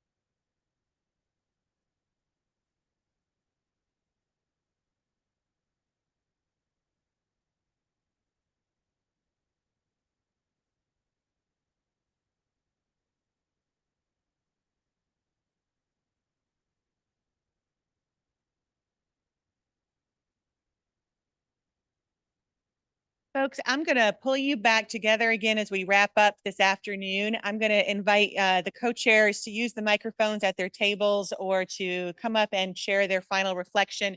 Two things, though, that just operationally want to ask from you. In your notebook, close to the end, the tab, there is a research brief on student achievement and student advancement that covers a lot of the things that were discussed today, maybe gives you some other resources or links. We will share this with you virtually or digitally through an email, along with some of the other resources that were shared today, so you have access to them. But would ask that you please review that. We'll be putting one together for the teacher training session as well. And thanks to the team here at the Friday Institute for pulling this together as part of the background information. You should see there is another one that you were provided in April as well to give you an overview of other commissions and the impact of those commissions and committees as they are known. I'll also share that last time we gave you the same feedback form. We've changed some of the questions. Would ask that your table facilitators share this link with you again so that you're able to share your feedback on the day, but also what else do you want to hear about student achievement and advancement? What do you want to hear next about teacher training?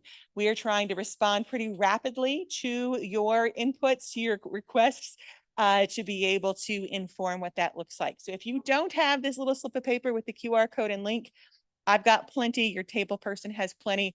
I'll turn it over to Anne and Don if they'd like to have the last word this afternoon, just in reflection on our day.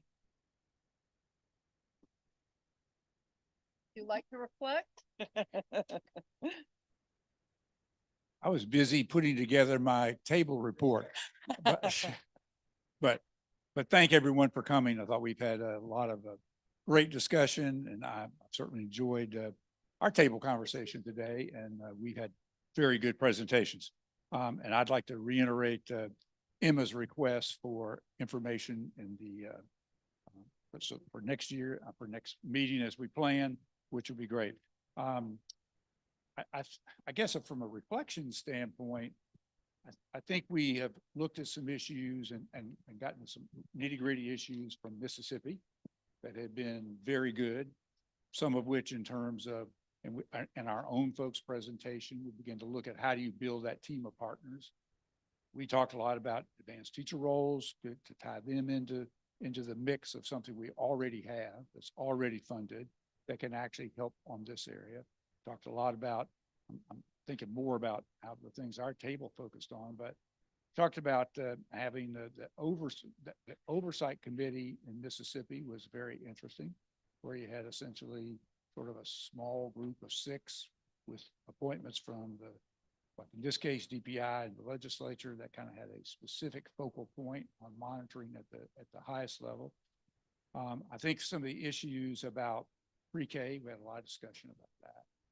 And about how the home and DPI can make a difference. There are some statutory issues to take a look at in that regard. We talked a lot about materials and selecting a snapshot of materials. And we realized that we've operated very much on a locally driven, local control issue, and that the idea of having a single choice might work if you had if you gave 3 choice, 3 or 4 that were good, but you had an incentive that you actually got a discount because the state bought it, you were able to get it cheaper. We're just trying to think of ways that might become more attractive to take a look at as sort of the best one. But you know, our task is broad, but I think we made some progress today, and I think we can have begin working on. I know our table could come up with a few draft issues now to get going to the next level. But anyway, it's been a good day. So Emma, thank you guys for all of you. And Anne?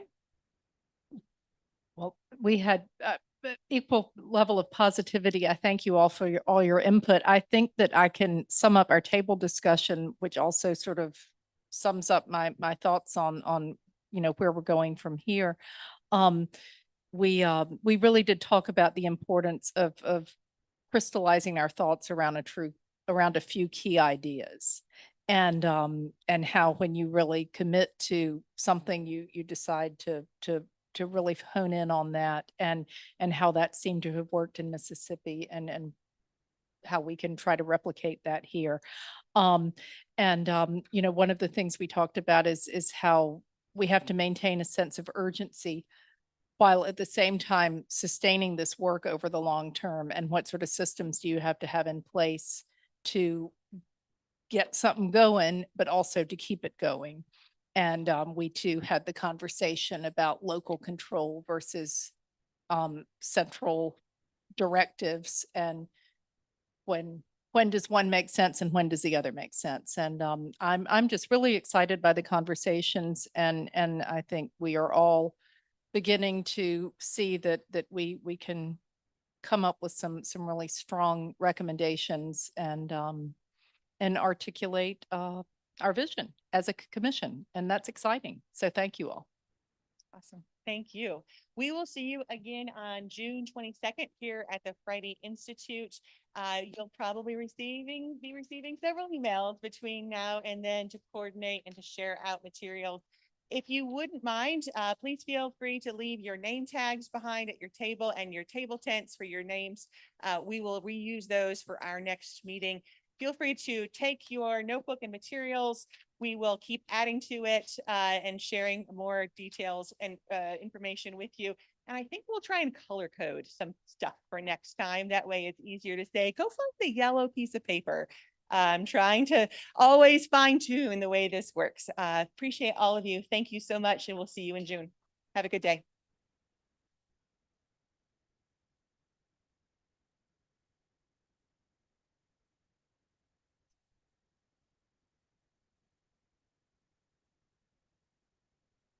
Did a really good job in board care.